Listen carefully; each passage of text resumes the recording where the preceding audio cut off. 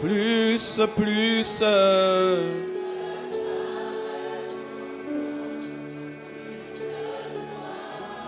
Plus, plus.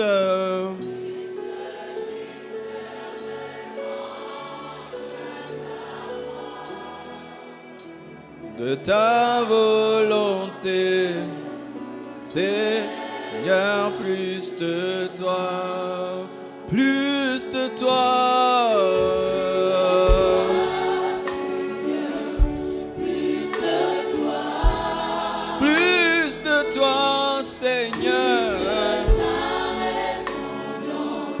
plus de toi, Plus de discernement. plus de discernement de ta voix, De ta volonté.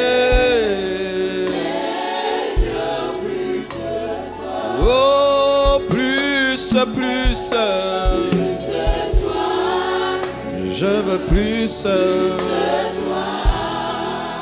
Je veux plus. plus de ta raison, Je veux plus.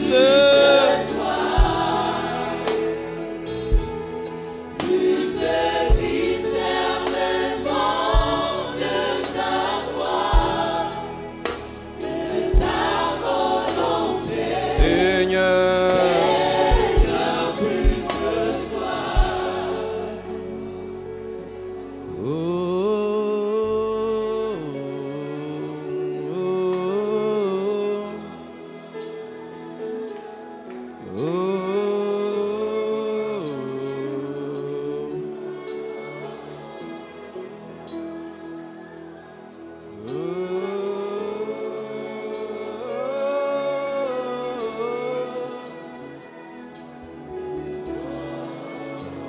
Seigneur.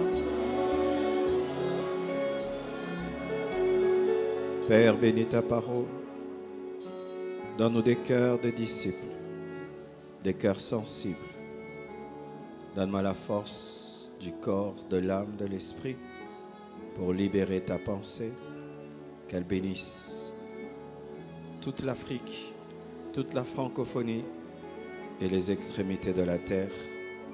Je prie, Père, que tu atteignes ton plan, ton but, et que l'huile de ton esprit, ta parole nous soit donnée.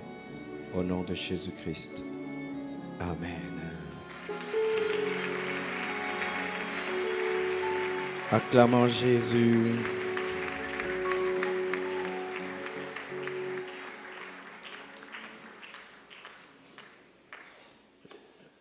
Recevez mes salutations au nom de Jésus. Et je vous prie de saluer votre voisin ainsi que votre voisine, s'il vous plaît.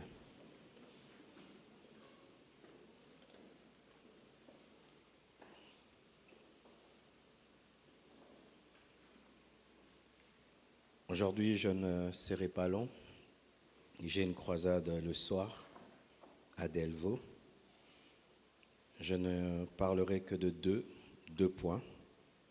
Et j'ai trouvé même un secret pour ne plus déborder, parler d'un point ou deux. Et j'ai pu ne pas déborder aujourd'hui, je suis content. Je crois dans ce thème, les faux raisonnements. Je suis dans mon sous-thème, les faux raisonnements africains. Et je crois que c'est le 5e message sur les faux raisonnements africains. Nous allons nous tenir debout afin de lire une portion des Écritures dans Jérémie 1, versets 4 à 8. La Bible dit: La parole de l'Éternel me fut adressée en ces mots: Avant que je t'eusse formé dans le ventre de ta mère, je te connaissais, et avant que tu fusses sorti de son sein, je t'avais consacré, je t'avais établi prophète des nations. Je répondis à Seigneur éternel, voici, je ne sais point parler, car je suis un enfant. Et l'Éternel me dit, ne dis pas, je suis un enfant, car tu iras vers tous ceux auprès de qui je t'enverrai, et tu diras tout ce que je t'ordonnerai. Ne les crains point, car je suis avec toi pour te délivrer, dit l'Éternel. Asseyez-vous, s'il vous plaît.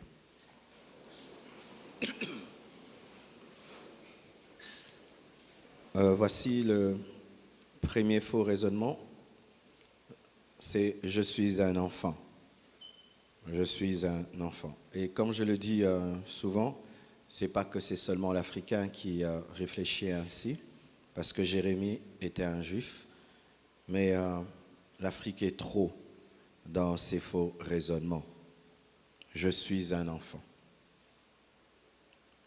Je ne sais pas si ça vous est déjà arrivé, mais souvent, lorsque je me promène, je rencontre des garçons très musclés, qui ont 30 ans, certains 40 ans, certains même, je rencontre des hommes qui ont 50 ans, mais qui, lorsqu'ils veulent te demander quelque chose, t'appellent papa. Papa, papa, papa. Je ne sais pas si c'est ce qui se passe dans les autres pays d'Afrique, mais je remarque que le Congolais appelle les gens papa très facilement.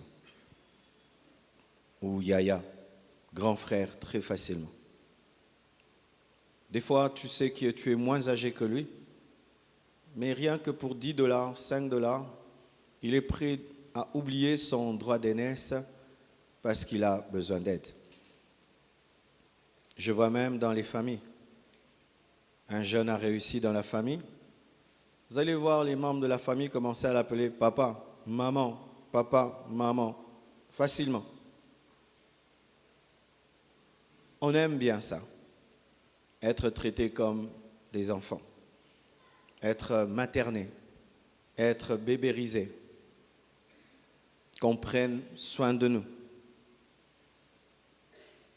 Et tu sais, quand quelqu'un dit facilement qu'il est un enfant, cela commence d'abord dans sa manière de se voir lui-même et dans sa réflexion. Il y a des gens, si tu l'appelles enfant, alors qu'il est un enfant, il peut se fâcher. Parce qu'il ne réfléchit pas comme un enfant et ne se voit pas comme un enfant. Mais il y a des personnes qui ont tout d'un adulte, mais qui aiment s'appeler enfant, parce que ça permet de recevoir de l'aide et ça permet aux gens d'être là, toujours, pour lui. C'est pourquoi nous attendons souvent que l'on fasse tout pour nous, que ce soit sur le plan politique. On attend l'aide de l'FMI, l'aide étrangère, l'aide extérieure. Mais nous crions toujours que nous sommes le pays le plus riche, mais il faut toujours qu'on nous aide. Même sur le plan spirituel, j'ai remarqué, lorsque tu formes un Africain, après 3 ans dans le Seigneur, tu dis tu as grandi, maintenant tu peux prendre soin des autres, il refuse. Il dit non, j'ai besoin toujours de ton aide, j'ai besoin de ton aide, j'ai besoin de ton aide. Si tu lui dis j'ai suffisamment pris soin de toi, maintenant je prends soin des autres, il dit que ce n'est pas de l'amour. Tu vois quelqu'un qui a fait 15 ans dans l'église, mais qui quitte l'église parce qu'il était malade, on n'est pas venu le voir. Il quitte l'église parce qu'on n'était pas venu dans son deuil, mais il a 10 ans dans la vie chrétienne. Il quitte l'église parce qu'on ne l'appelle pas. Il faut qu'on l'appelle pour qu'il vienne à l'église. Après 10 ans dans la vie chrétienne, il a toujours besoin de suivi, alors que celui qui doit suivre les autres, les éternels enfants, même sur le plan spirituel. Rappelez-vous, mes frères, les disciples n'ont pas fait 10 ans avec Jésus. Jésus a envoyé en mission, entre guillemets, des bébés spirituels de 3 ans. 3 ans ont suffi pour qu'ils deviennent autonomes. Ils avaient besoin seulement du Saint-Esprit. Et nous avons le Saint-Esprit, mais nous sommes toujours des enfants, même sur le plan spirituel. Et les pasteurs doivent être des pépés et des mémés. Si je te dis, fais ça, et Dieu agira, non. Il faut toujours que je t'impose les mains. Et si je ne t'impose pas les mains, tu n'as pas la foi. Aujourd'hui, vous êtes à 10 000. Comment je peux imposer les mains à tout le monde ? Comment je peux visiter tout le monde? Comment je peux aller dans tous les deuils? Comment je peux aller dans tous les mariages? Comment je peux aller dans toutes les fêtes? Comment je peux aller dans chaque maison? Impossible. Moïse a voulu faire cela et Dieu lui a interdit au travers de Jéthro parce que Israël devait grandir. Un peuple qui ne grandit pas tue ses leaders. Un peuple qui demeure enfant tue son pasteur, tue ses chefs. Parce que ces chefs doivent devenir des dieux. Et comme ils ne sont pas des dieux, ils vont se fatiguer et ils vont mourir. Yonggi fut pendant un temps le pasteur de la plus grande église. Et tous les fidèles voulaient le voir. Et son église avait atteint 100 000 personnes, 200 000, 300 000. Comment il allait recevoir autant de personnes? Vous savez ce qu'il a fait? Il a acheté des montagnes. Il a creusé dans les montagnes. Il a fait des chambres. Et il a dit à ses fidèles, vous avez besoin de Dieu, allez prier et venez avec des témoignages. Et au début, les gens se sont fâchés. Mais après, ils ont commencé à vivre des miracles et des prodiges. Frères, sœurs, il y a des choses qui sont faciles quand une église est petite, mais quand elle devient grande, tu dois apprendre à chercher Dieu et à revenir avec des témoignages et laisser les bébés spirituels qui viennent de se convertir il y a 1 mois, 1 année, être pris en charge. Mais toi qui as grandi, c'est toi qui dois prendre soin des autres. Alléluia. Après ce culte, toi qui as des années dans le Seigneur, n'attends pas qu'on prenne soin de toi. C'est toi qui dois prendre soin de quelqu'un qui est venu pour la première fois. Cette âme que tu as amenée dimanche passé, qui n'est pas venue, tu dois l'appeler. Mais toi, tu as grandi. Les apôtres n'ont fait que 3 ans. 3 ans avec le Seigneur. J'étais au pied de mon pasteur de 92 à 96. 4 ans seulement. Il m'a imposé les mains. Il est parti. 2 ans après, sans sa présence, j'ai commencé une église qui existe jusqu'aujourd'hui. 4 ans seulement à ses pieds ont suffi pour que je sois indépendant. Mais tu as 10 ans dans le Seigneur, mais tu es toujours un enfant à tes propres yeux. Alors que tu devais être une mère spirituelle, un père spirituel, un apôtre de quelque chose, mais jusqu'aujourd'hui, à tes propres yeux, malgré toutes les années que tu as dans le Seigneur, tu continues à être un enfant à tes propres yeux. Mais quand tu vas lire le témoignage d'un Américain, tu vas entendre que Osborne, après 1 année de conversion, il est allé faire une croisade en Inde. Tu vas entendre que Reinhard Bonnke, après 3 ans de conversion, est allé faire une croisade en Afrique. Ils osent, après 2 ans de conversion, 3 ans, 4 ans de conversion, ils croient qu'ils peuvent faire des grandes choses. Mais nous-mêmes, après 10 ans dans la vie chrétienne, nous disons que nous sommes toujours des enfants. Que ce soit nos politiciens, que ce soit nous les chrétiens, nous sommes toujours des enfants. Et pourquoi cela? Pourquoi cela? Mes frères, j'ai fait l'étude, c'est dû à l'éducation que nous avons reçue de nos parents. Une mauvaise éducation. Les parents africains éduquent très mal leurs enfants. Ils ne les préparent pas à devenir autonomes. Ils ne les préparent pas à assumer très tôt des grandes responsabilités.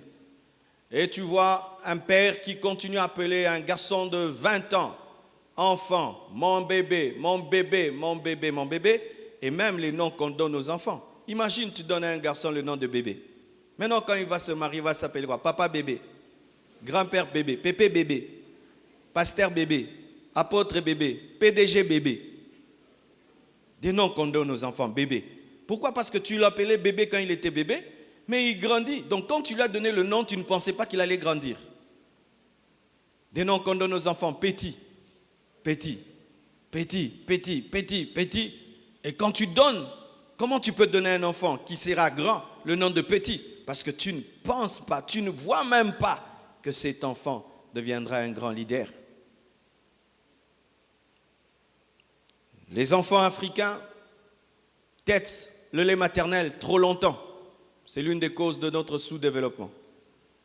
Il faut téter le lait maternel, il est le meilleur lait, mais pas très longtemps. Je vois des enfants qui ont des dents, mais qui têtent. Oui, une fois j'ai assisté à ça, j'ai failli gifler le bébé. Ce n'était pas un bébé. J'ai vu un grand garçon qui marchait, et puis maman, il s'est assis sur ses genoux, et maman a sorti et lui a donné un enfant pareil. Il va se marier quand? Des enfants de 12 ans qui dorment entre papa et maman. Oui. Qui a dormi entre papa et maman jusqu'à l'âge de 18 ans? Oui. On dort longtemps dans le lit des parents. On a peur de dormir dans le noir. Et qui allume la lampe? C'est papa. Parce que tu as peur. On tète le lait maternel très longtemps. Plus que prévu même. Nous sommes, c'est vrai, en retard du lait maternel. Nous dormons trop longtemps avec les parents. Et tout le monde éduque les enfants africains. Tout le monde, les oncles, les voisins, les grands frères, tout le monde éduque les enfants africains. Et tout le monde les éduque en les traitant de petits.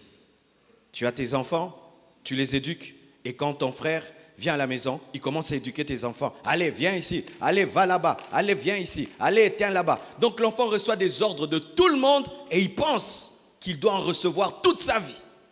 Même dans le quartier, le grand frère du quartier a le droit d'éduquer les enfants des autres. L'oncle éduque, la tante éduque, les parents éduquent, les voisins éduquent. Tout le monde éduque. Et si ce sont des enfants des pasteurs, j'ai vu des enfants des pasteurs vraiment malmenés par l'église, éduqués par toute l'église. Frère, mes enfants sont mes enfants, ce ne sont pas les enfants de l'église. Si mon enfant se conduit mal, tu viens, tu me dis, c'est moi qui l'éduque. Ce n'est pas à toi de venir l'éduquer. Ou je te vois vraiment, tu ouvres les gros yeux devant mon enfant et tu lèves la voix et tu fais ça. Frère, non, béto kaké. Ah oui, ce n'est pas ton enfant, c'est l'enfant du pasteur. Et vous laissez vos enfants être éduqués par tout le monde. J'éduque mon enfant en lui parlant. Et toi, tu vas venir éduquer mon enfant en le rabaissant. Non, même si tu es mon frère, tu es ma soeur, tu n'as pas le droit d'éduquer mon enfant. En Afrique, tout le monde a le droit d'éduquer tout le monde. Et ainsi, celui-ci traumatise ton enfant. Parce que qu'est-ce qui arrive? On ne donne que ce qu'on a reçu. Quelqu'un qui n'a pas reçu de l'amour et de la fierté, lorsqu'il éduque, il éduque en diminuant. C'est pourquoi, dans certains endroits, c'est toujours Kadji, Kadji, Kadji, même si un enfant est grand. Kadji, Kadji, Kadji, individu. Ils oublient toujours les noms des enfants. Ils t'appellent un nom bizarre. Encore ça. Il y a un petit nom que ton enfant n'aime pas, mais tu aimes toujours l'utiliser quand tu lui parles. Il n'aime pas. Et il te dit, papa, arrête de m'appeler comme ça. Mais tu aimes seulement ce nom qui le met mal à l'aise. Et l'enfant se sent toujours petit. Quand il veut s'assumer et te montrer quand même qu'il a grandi, tu lui rappelles toujours que c'est toujours toi le plus grand. Oui, il est possible d'être le plus grand avec des grands. Les parents africains pensent que pour être grand, il faut que tout le monde soit petit. Alors que tu peux être un grand et tes enfants sont grands. Tu n'as pas besoin de brimer tes enfants et les rabaisser et les minimiser pour qu'ils te respectent et qu'ils te soient soumis. Mais les parents africains pensent qu'un enfant fort et dangereux, il faut le détruire, le malmener pour qu'il se soumette. Et ça engendre des perdants. Ça engendre des hommes qui ne s'assument pas. Ça engendre même à 50 ans, 60 ans. Tu vois un grand papa, mais dans sa mentalité, c'est un enfant. Pourquoi? L'éducation des parents. Il est marié. Petit problème, maman. Elle est mariée. Petit problème, maman. Ton père connaît tous les problèmes de ta maison. Ta mère connaît tous vos problèmes. Au moindre problème, papa, maman. Pourquoi? Un enfant. Tu as tété longtemps. Tu as trop dormi avec eux. Et ça fait que dans ton âme, malgré que ton corps a pris de l'âge, ton âme est restée enfant. Et ainsi, quand tu vas diriger, quand tu vas être leader quelque part, ce sera toujours cette âme d'enfant que tu vas amener parce que tu n'as pas été sévré, tu n'as pas été coupé à temps. Le prophète Samuel, très jeune, a été déposé dans le temple. Et voyez ce qu'il est devenu. Le fait qu'il ait quitté sa mère Anne, il est devenu un grand homme. C'est pourquoi, mes frères, je prône le retour des internats en Afrique. Les internats. Les internats ont beaucoup aidé les familles. Je ne parle pas des mauvais internats. Les bons ont beaucoup aidé. Parce que les internats arrachaient les enfants des parents qui les gâtaient, des parents qui les traitaient comme des enfants. Et ils grandissaient. Je n'ai fait qu'une année à l'internat, mes frères. Ça a marqué ma vie à jamais. Et ça a marqué, formaté mon esprit. À 12 ans, j'étais envoyé à l'internat. Là-bas, qui va te dorloter? Tu refuses de manger, eh bien tu ne vas pas manger. Hein? Tu refuses de dormir, tant mieux pour toi. Tu refuses de faire ton lit, eh bien le matin, quand le prêtre va passer là, tu auras une punition. Tu refuses de te laver, on va te jeter dehors dans le froid. On te tape et tu joues encore, on te retape et on te retape. Tu apprends la diplomatie et le respect. Mais aujourd'hui, jusqu'à 30 ans, tu vois un garçon qui est fâché. fâché contre ses parents. Pourquoi on ne lui a pas acheté un téléphone? Vraiment. C'est toi qui devais leur acheter un téléphone et tu es fâché parce qu'on ne t'a pas acheté un téléphone. Tu attends que tes parents fassent tout pour toi et tu as 30 ans et tu dis en français, moi un enfant comme ça à 30 ans. J'ai toujours été marqué, j'oublierai jamais. Un jour j'ai appelé devant les orphelins. J'ai vu un papa de 40 ans s'approcher. Il était orphelin. Il est venu vraiment triste parmi les orphelins. 40 ans. Je lui ai dit, pourquoi tu fais quoi ici? Je suis orphelin. Mais oui, tu continues à pleurer tes parents et jusqu'aujourd'hui, tu as 40 ans, 45 ans, 50 ans. Si papa est-il là? Quel âge as-tu? Seulement 45 ans, seulement.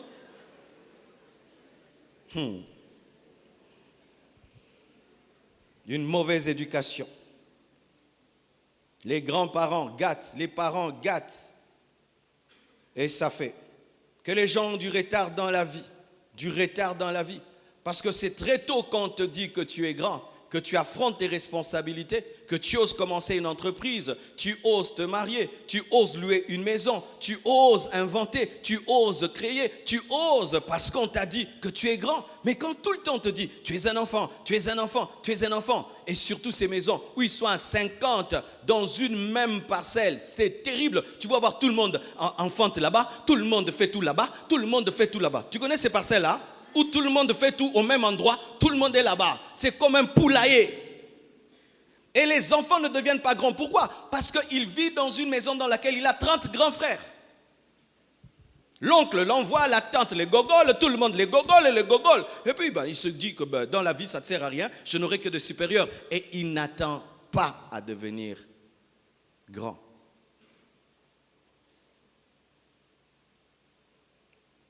Frères, sœurs, si tu n'avais pas la mentalité que tu as, je t'assure que tu te serais déjà marié il y a longtemps, que tu aurais déjà créé ton entreprise, que tu aurais déjà commencé ta carrière.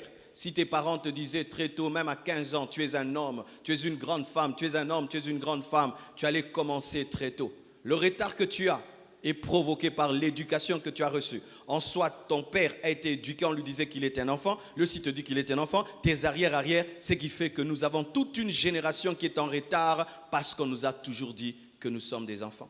Je donne mon exemple personnel. J'ai reçu l'appel au ministère à l'âge de 21 ans et j'avais tout arrêté. Et mon père n'était pas content du fait que j'avais tout arrêté. Alors je trouvais que ce n'était pas normal que j'habite sa maison alors que j'ai arrêté de faire ce qu'il me demandait. Et je voulais quitter sa maison. Et mon père me dira, non, tu ne peux pas quitter la maison parce que c'est moi qui te protège. Tu vois, les gens sont méchants. Si tu sors, tu habites tout seul, tu ne sauras pas vaincre la méchanceté des hommes. Et je vous assure, à l'âge de 21 ans, lorsque je pensais des fois quitter mes parents, vous savez, je réfléchissais sur quoi? Est-ce que je saurais payer l'eau et l'électricité? J'avais peur d'être incapable de payer l'eau et l'électricité. J'avais peur d'être incapable de payer un loyer même de $20, qu'un jour on me chasse. Pourquoi? Parce que dans ma tête, j'étais un enfant. Et le jour que j'ai pu sortir de chez nous à l'âge de 24 ans, j'arrive chez moi à la maison, mes frères, j'oublie que je dois préparer. J'attends que maman me nourrisse alors qu'elle n'est pas là. Le jour que je tombe malade, j'attends qu'on m'amène à l'hôpital alors que je suis seul.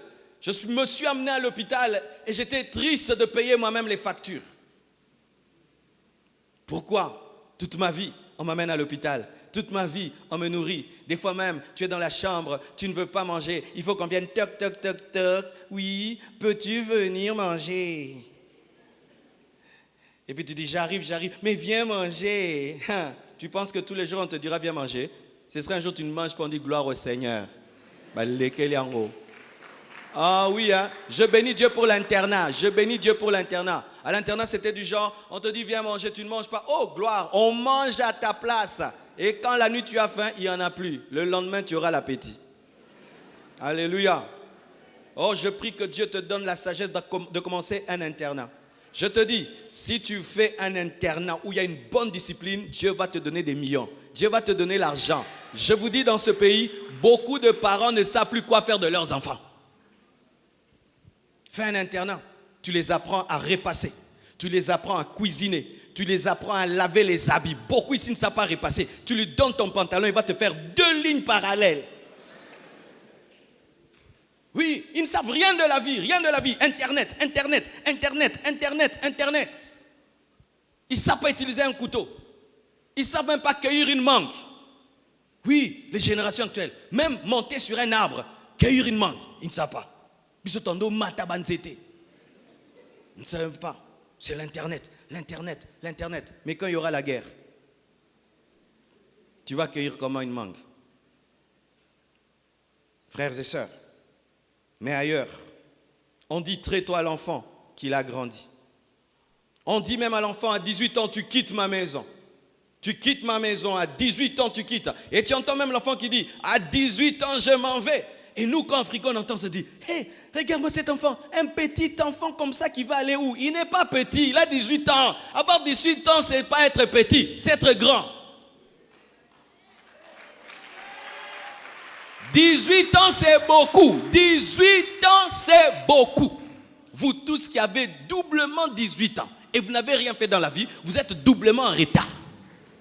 Parce que déjà, la loi dit que tu es majeur. Mais toi, tu te comportes comme si tu es mineur.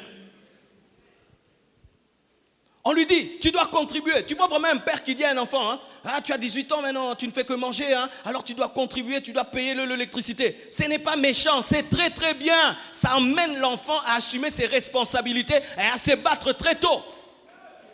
Comment un enfant de 30 ans, il s'achète des chaussures et tout, il habite une maison, il ne participe en rien. Et vous le laissez dormir. Ça, c'est une mauvaise éducation. Une mauvaise éducation. Vous engendrez un irresponsable.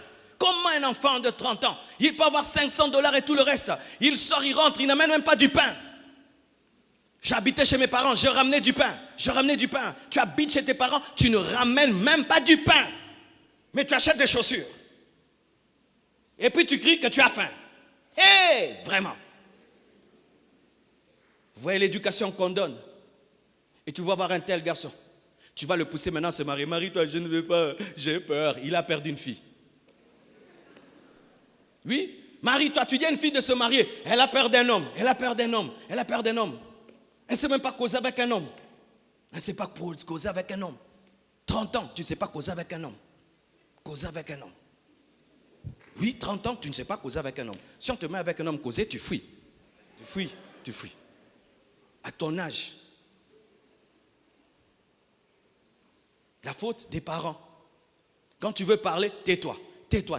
Alors qu'il faut laisser la fille parler, parce que quand elle peut parler devant papa, papa l'écoute. Elle lui parle encore, elle sait que je peux convaincre un homme, parce que papa est un homme, et lorsqu'un homme vient, elle parlera. C'est en causant avec ta fille que tu apprends à ta fille à parler à un homme. Mais quand pour toi tout le temps, c'est un enfant, elle aura peur de la vie. Ainsi, mes frères, l'échec dans la vie est caché dans l'éducation. Comment vous éduquez vos enfants? Comment vous parlez à vos garçons? Comment vous parlez à vos filles? Comment vous leur parlez? Ils n'ont jamais rien à dire. Ils sont bêtes. Faites très attention. Les enfants d'aujourd'hui, ils sont plus intelligents que nous. Les enfants d'aujourd'hui sont de loin plus intelligents que nous. Le problème, c'est qu'on ne les écoute pas, mais ils sont de loin plus intelligents que nous. Ailleurs, on dit traite-toi à l'enfant qu'il a grandi. On lui dit à 18 ans, tu vas t'en aller. Et ce qui est terrible, ailleurs, la femme accouche directement et prend le bébé. Elle met le bébé où? Dans le berceau. La mère dort dans cette chambre, le bébé dans l'autre chambre. Et quand le bébé pleure, il y a une sonnerie qui sonne dans la chambre de la maman pour aller voir le bébé. Dès le départ, les Occidentaux apprennent aux enfants que je ne serai pas toujours là. Tu dois apprendre à dormir seul, être seul, parce que je ne serai pas toujours là. Mais nous, quand on a peur même qu'il tombe, qu'il s'étouffe. Comme si nous serons toujours là pour veiller sur nos enfants. Chers parents, vous ne serez pas toujours là. N'engendrez pas des enfants en plastique. Engendrez des enfants en diamant qui sont solides et qui peuvent tenir lorsque vous ne serez pas là. Parce que vous ne serez pas toujours là. Un jour, tes enfants seront exposés à la vraie vie. Et c'est mieux de commencer à temps. c'est mieux de commencer à temps. En Israël, tous les enfants font le service militaire. Tous les enfants, filles et garçons, font le service militaire. Voyez cette petite nation aujourd'hui qui est en train de contrôler le monde. Voyez cette petite nation aujourd'hui qui a l'armée la plus puissante du monde. Lorsque je suis allé en Israël, mes frères, j'étais étonné. Je ne voyais pas des très grandes personnes âgées en train de commander quoi que ce soit. Les grandes personnes se reposent, sont dans des hôtels de luxe et tout. Ce sont les enfants, 18 ans, 19 ans, 20 ans, qui veillent sur la sécurité, frère. Tu sens qu'il est concentré parce que très tôt, on lui a donné une éducation de guerrier. On lui a dit que son pays est attaqué, son pays a des ennemis, son pays a une promesse. Et tu sens que l'enfant a intériorisé et tu sens que c'est une éducation qui a été communiquée. Communiquer des grandes valeurs, des valeurs qui amènent un garçon, une fille à se trouver grande. Par ta manière de parler, ce n'est pas seulement le pasteur qui le fera. C'est toi qui dois être le pasteur de tes enfants dans ta manière de leur communiquer des grandes valeurs. De sorte que quand ton enfant t'écoute, il finit de t'écouter et dit « Je suis grand, papa m'a dit, papa m'a dit, papa m'a dit, maman m'a dit. » Alléluia. Et j'aimais beaucoup le temps, il y avait le scoutisme. Qui connaît le scoutisme? Alléluia. C'était très bien cela. C'était très bien. Tout c'est en train de disparaître avec l'internet. Tout le temps au téléphone. Tout le temps au téléphone. Les enfants ne touchent pas la terre. Les enfants ne touchent pas les arbres. Les enfants ne sont pas en contact avec les animaux. Ils ne sont pas en contact avec la nature. Je suis en train de vous donner des pistes. Tu peux lancer un scoutisme chrétien. Où tu dis aux parents, donnez-moi vos enfants pendant un mois. Je vais les amener en forêt là-bas, qu'ils apprennent à vivre là-bas, qu'ils causent un peu, qu'ils apprennent à faire le feu, qu'ils apprennent le secourisme. Quelqu'un peut tomber ici et tu meurs. Personne ne sait même réanimer quelqu'un. Qui sait faire le bouche à bouche? Tu as appris ça où? À la télé? Scoutisme, hein? Tu vois. Si quelqu'un tombe, il peut mourir. On dit esprit de mort. Non. Ferme son nez et fais le bouche à bouche. C'est le péché. Alléluia. Et vous allez voir même par rapport à l'argent. Qu'est-ce qu'on dit en Afrique? Un enfant ne demande pas l'argent. Un enfant ne touche pas l'argent. Non, c'est très dangereux. Il ne faudrait pas que ton enfant touche l'argent en retard. Il sera effrayé par l'argent. Si Dieu te donne les moyens, donne des fois de l'argent aux enfants. Alléluia. Leur argent. Tu lui donnes $100, tu lui donnes vraiment $200. Tu dis c'est pour toi. Pourquoi? Il sait manier l'argent et il ne sera pas effrayé par l'argent. Et puis tu dis va faire tes courses, va faire les courses. Comment? Fais tes courses, fais tes courses. Qu'il apprenne aussi que lui aussi peut dépenser et il va maintenant, il se tient là, on lui rend la facture. Ça fait bien, ça fait bien. Alléluia. Mais imagine que ça lui arrive Nakimkolo. Un enfant, vraiment, ça c'est quel genre d'enfant? Ça c'est quel genre d'enfant? Il a demandé l'argent. Oh, où est le problème s'il a demandé l'argent? Dis oui, tu veux combien? Ah, je veux $100. Pourquoi faire? Ah, j'ai vu des baskets à tel endroit. Mais tu ne trouves pas que tu peux acheter des baskets à 50 et puis le 50, il apprend à gérer. J'ai ma petite fille Choukrani, tu lui donnes de l'argent. Ah, après, elle en a toujours. Elle a un esprit de konzo, je vous dis, à un niveau. Elle a toujours l'argent. Oracle, lui, il aime que les dollars. Choukrani, même les francs congolais, elle prend.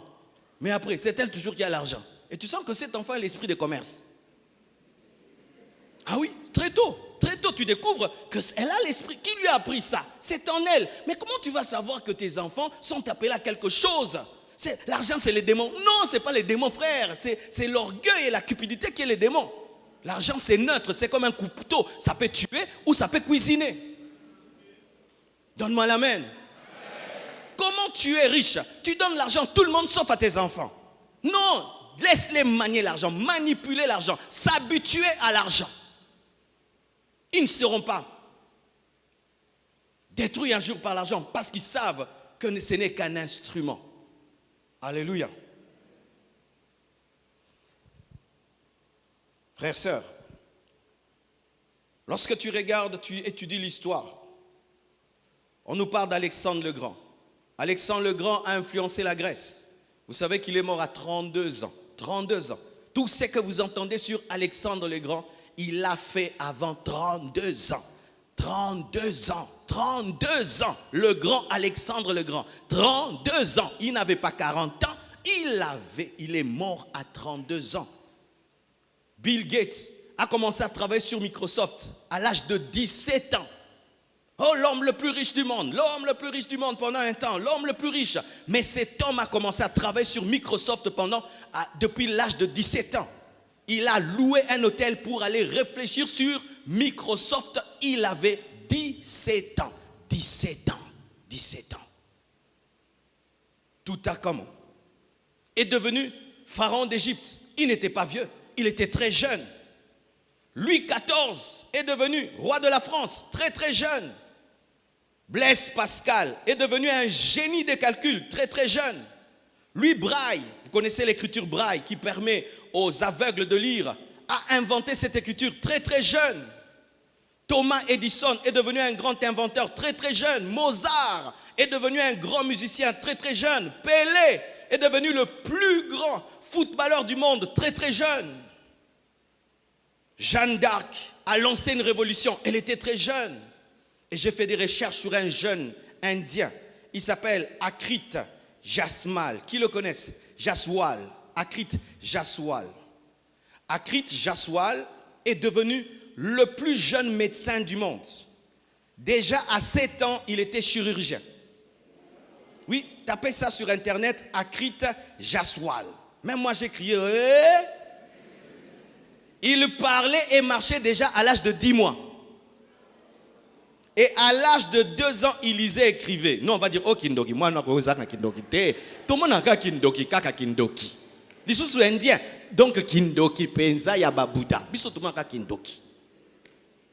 Alors que tu es un enfant qui est comme ça, il y a des enfants congolais comme ça qui ont marché très tôt, qui ont parlé très tôt, mais on les a traités de sorciers. Des sorciers, délivrance, délivrance.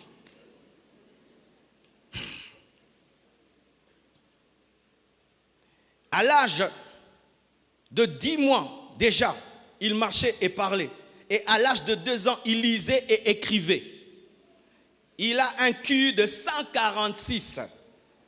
Et il était considéré comme la personne la plus intelligente de l'Inde.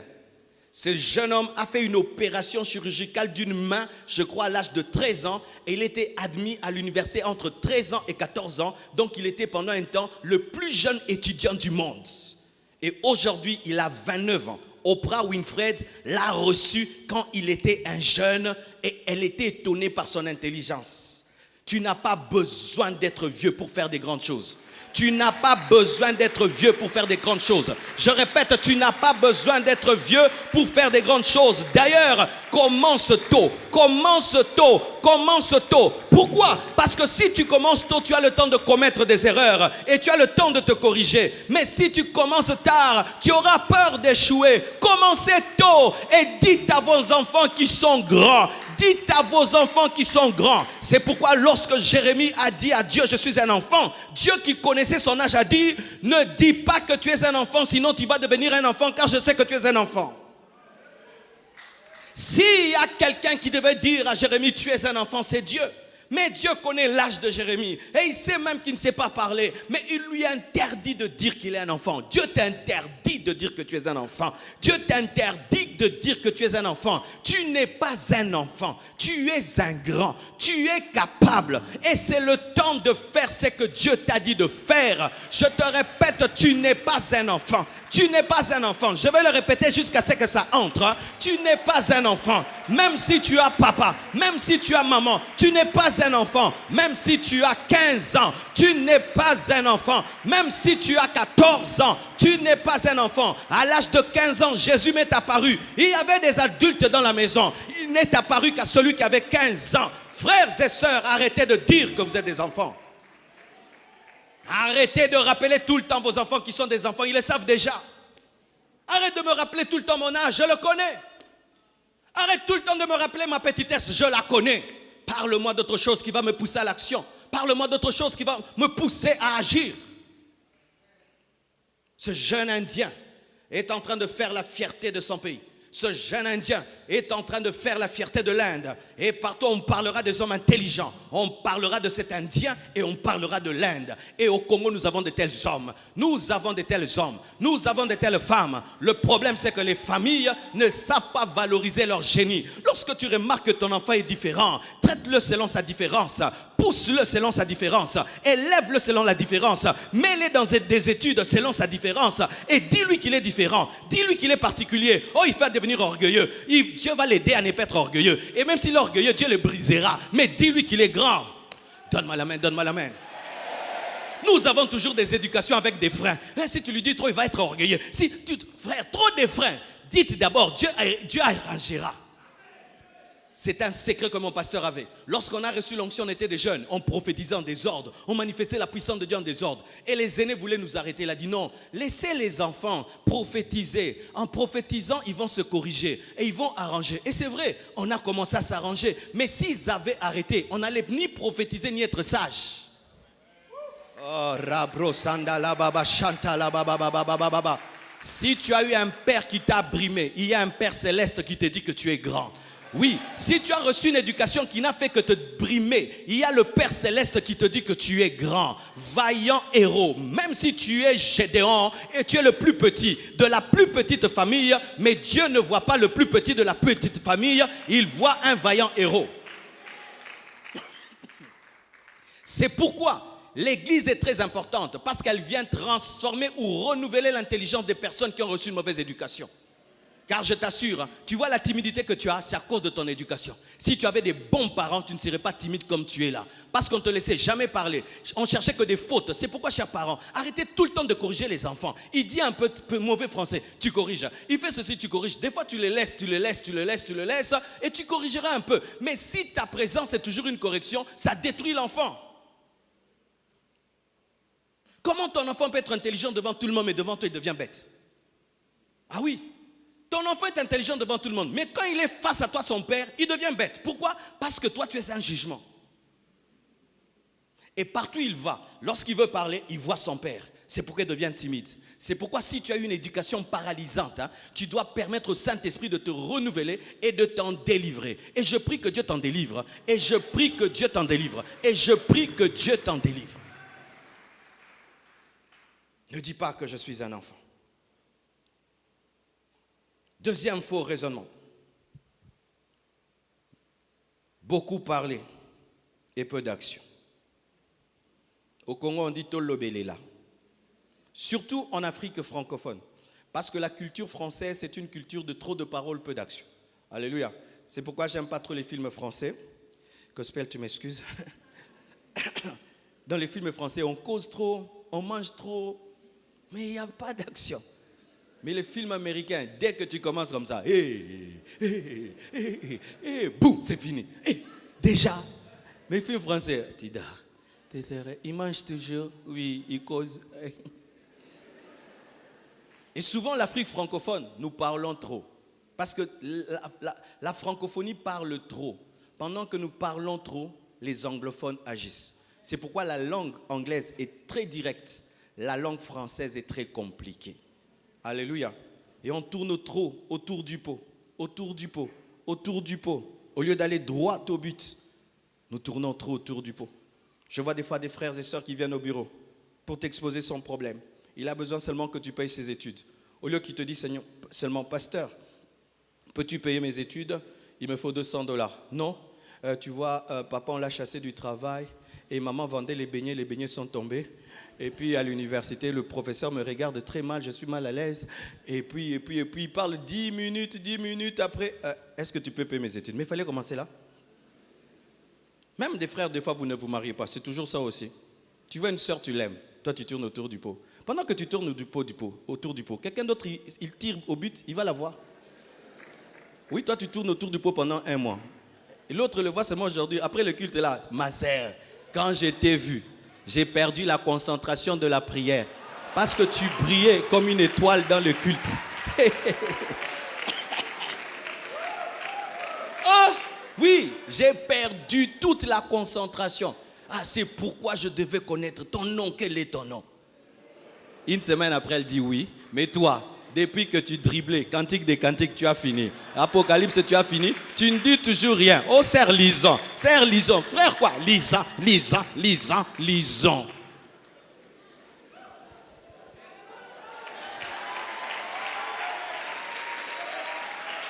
Ma sœur, il faut dire au frère, les temps.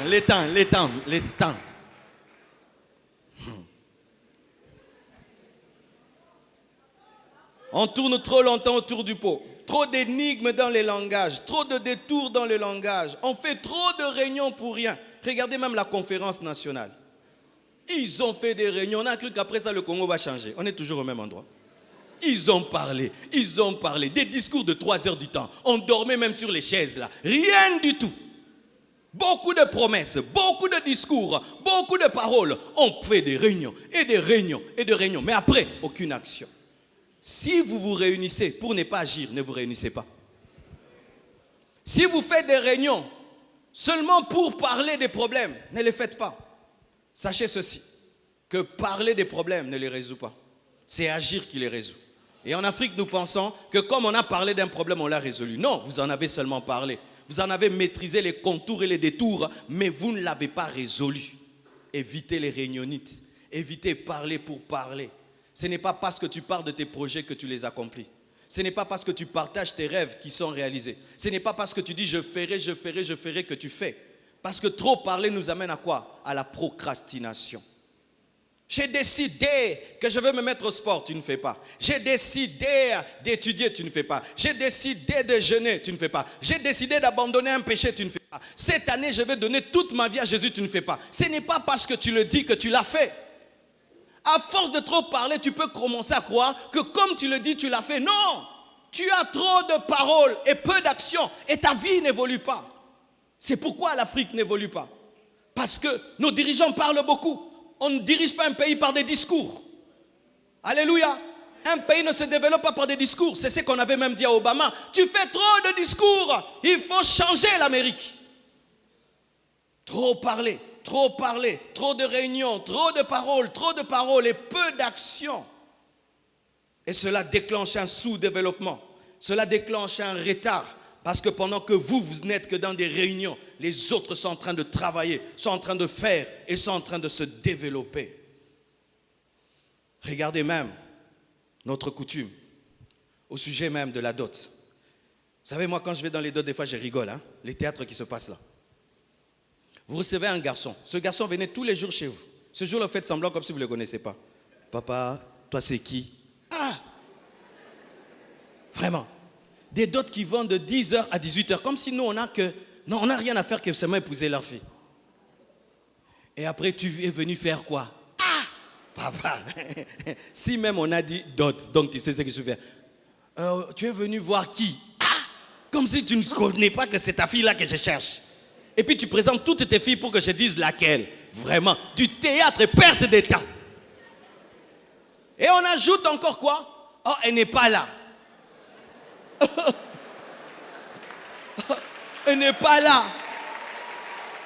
Elle est allée où? Oh, elle a voyagé. Tout le monde devient menteur tout d'un coup. Dans les mariages coutumiers, il y a trop de péchés, des mensonges. Oh, elle n'est pas là. Oh, maintenant il faut quoi? Oh, il faut payer l'avion. Eh, oh, combien? $500. Tu donnes $500. Oh, elle est arrivée. Elle était sorcière. Hein? Pouah, elle est venue. Et maintenant même, pour qu'elle quitte la chambre, il faut encore payer. Oh quoi? Maintenant elle est à l'aéroport. Maintenant il faut le taxi express. Tu payes l'express. Et maintenant on dit non, elle est à la porte. Mais ses sœurs aussi ne veulent pas la faire entrer, il faut donner. Et vous faites ça de 10h à 18h. Après ils acceptent. Et même les parents, ils demandent encore, ma fille, tu veux que je prenne? Ah, elle avait déjà accepté depuis longtemps. Moi, j'aimerais bien la dot. On se rencontre. Vous voulez quoi? Ça, on donne. Et puis, on part, non?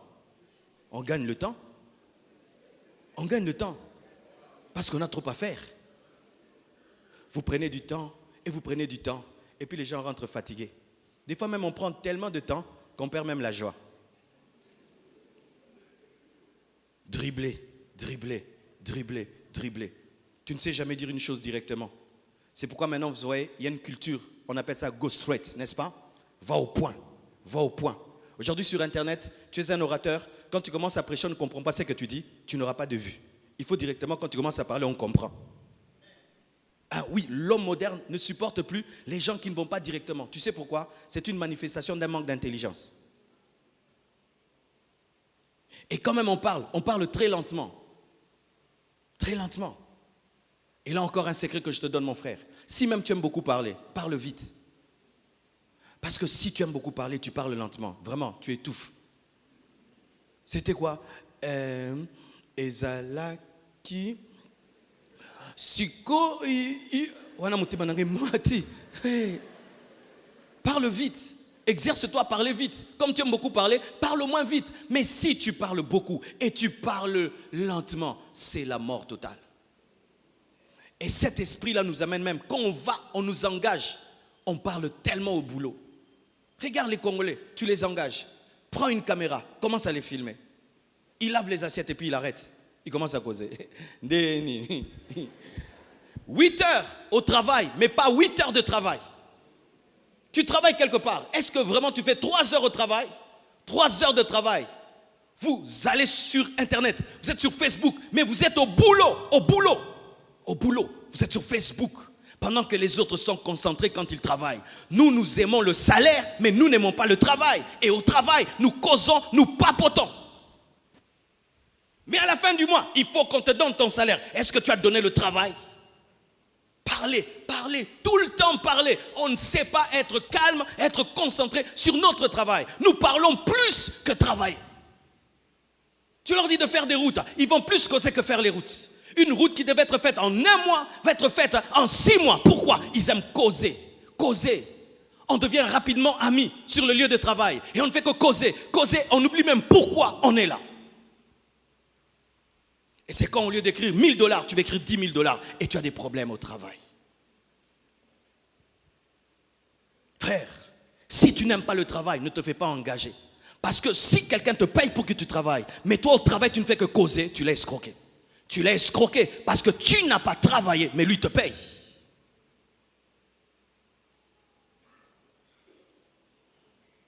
La Bible dit ceci, mes frères, dans la culture de Dieu.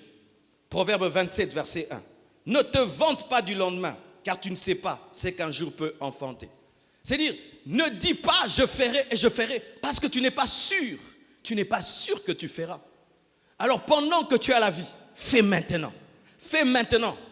Maximise cette journée comme étant la dernière journée de ta vie. Si ce jour était ton dernier jour, qu'est-ce que tu allais faire? Tu allais écrire le livre que tu dis toujours que tu écrirais. Tu allais faire cette entreprise que tu as toujours pensé. Tu allais faire ces études dont tu as toujours parlé. Tu vas commencer à faire le sport. Tu vas commencer à faire toutes ces choses que tu as toujours dites. Tu vas donner ta vie à Jésus. Je donnerai ma vie à Jésus. Je vais me consacrer. Tu vas le faire. Mais tu n'as que ce jour. Vous n'avez pas demain. Demain n'est pas à vous. C'est aujourd'hui que tu dois être le meilleur toi. C'est aujourd'hui que tu dois faire. C'est que tu dois toujours faire.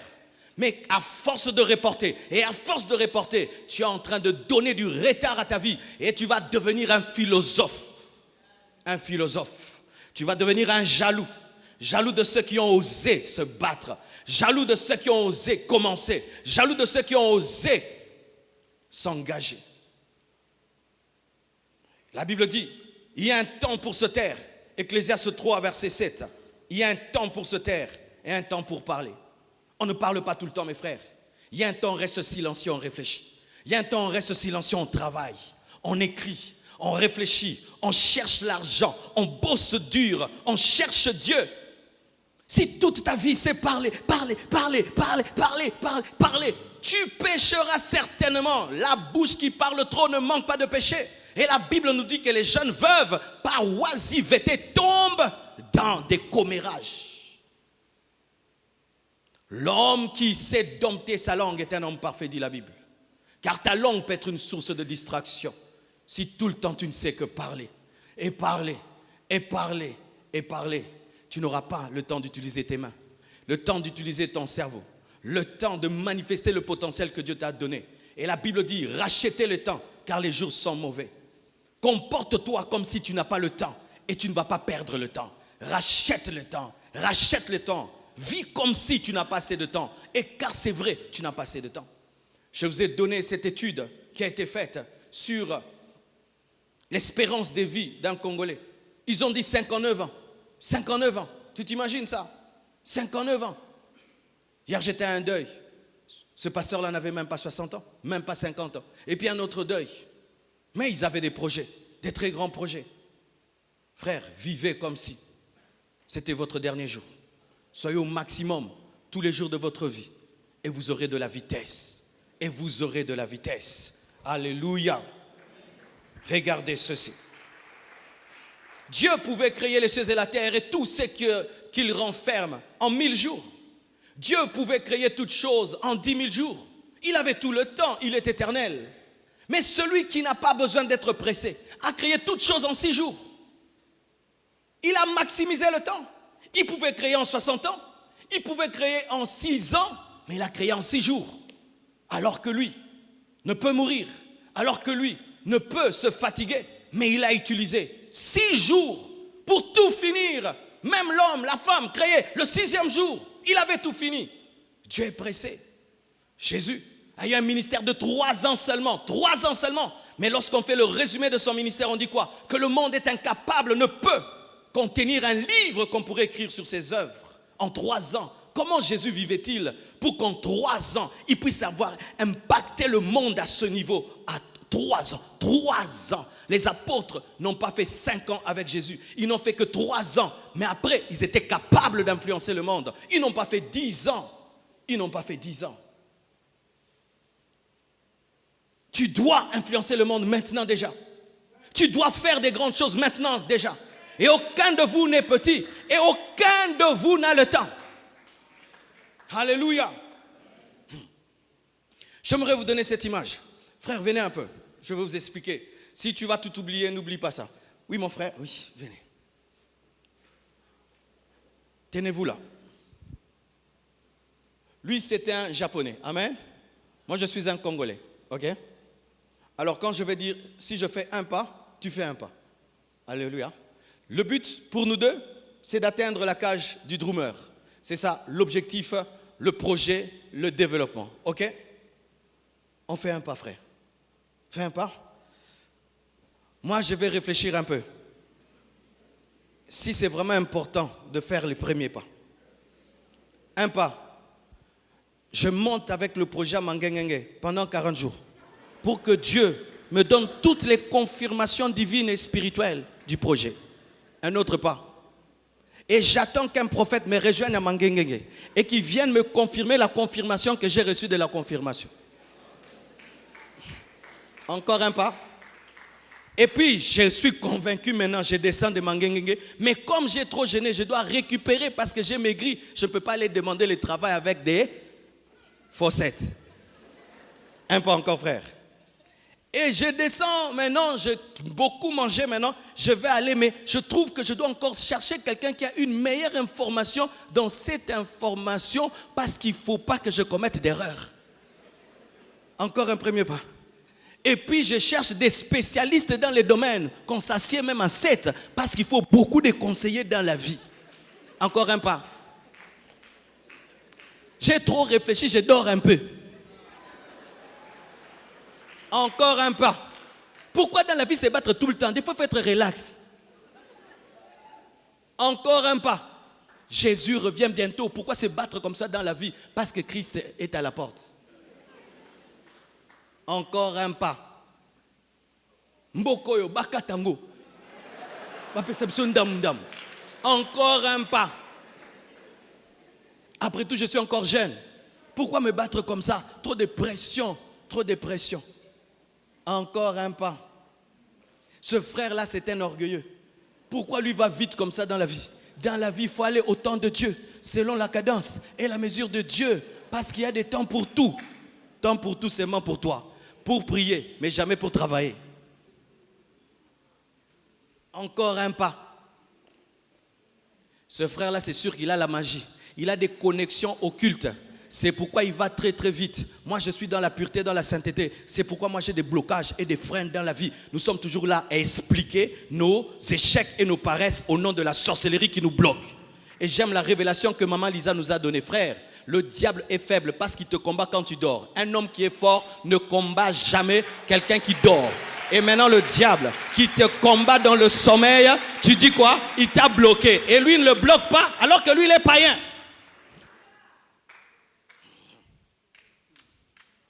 Encore un pas. J'avais oublié de bien écrire les projets. Je vais vraiment bien l'écrire. Encore un pas. Il faut que je le tape à la machine pour qu'il soit présentable. Encore un pas. Je prie que quelqu'un puisse me connecter à quelqu'un qui va me connecter à la connexion. Encore un pas. Est-ce que je mens? C'est comme ça que tu fonctionnes. C'est comme ça que tu fonctionnes. Encore un pas. J'entre encore en prière. On m'a dit que maintenant il faut que prier na etoko. Oui. Et tu pries etoko. Encore un pas. Maintenant on m'a dit à la compassion, il y a H24. Je vais à H24. Encore un pas. On m'a dit dans telle autre église, là, ils ont la révélation, ils prient les pieds nus. Encore un pas, il devient. Frère, peux-tu m'aider? Frère, peux-tu m'aider? Zambe Simba ba japonais. Ba Sunganga.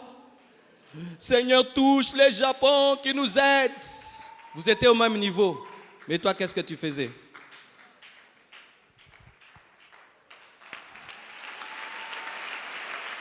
Qu'est-ce que tu faisais? Je vais te choquer, mon frère. Il y a des pays où on ne prie pas beaucoup qui sont développés. Un pays ne se développe pas que par la prière et par des églises. Un pays se développe par des décisions engendrées dans la prière aussi. Mais si nous pensons que tous ces prières, nous n'aurons pas de routes, nous n'aurons pas d'écoles et des hôpitaux. Après avoir prié, tu dois recevoir le plan de Dieu et sortir de la prière pour manifester ce que tu as reçu. On ne fuit pas la vie dans la prière, on ne fuit pas la vie dans des retraites, on ne fuit pas la vie dans le jeûne, on ne fuit pas la vie dans la méditation. Il y a un temps pour tout. Un temps pour prier. Et un temps tu dis Amen. Tu prends ta mallette, tu prends ton ordinateur et tu travailles. Et voici, que tu le veuilles ou pas, tu seras toujours amené à te comparer avec ceux qui ont ton âge et ceux avec qui tu as grandi. Car même la Bible dit, Élie était un homme de la même nature que nous. Pendant que lui est là-bas, et vous étiez tous à l'école ensemble, que tu le veuilles ou pas, tu verras sur Instagram ce qu'il est devenu.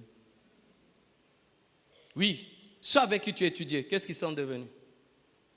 Ceux avec qui tu as grandi, qu'est-ce qu'ils sont devenus? Ceux qui ont ton âge, qu'est-ce qu'ils sont devenus? Pire, si ce sont des païens, qu'est-ce qu'ils sont devenus? Ah non, moi je ne me compare jamais à personne.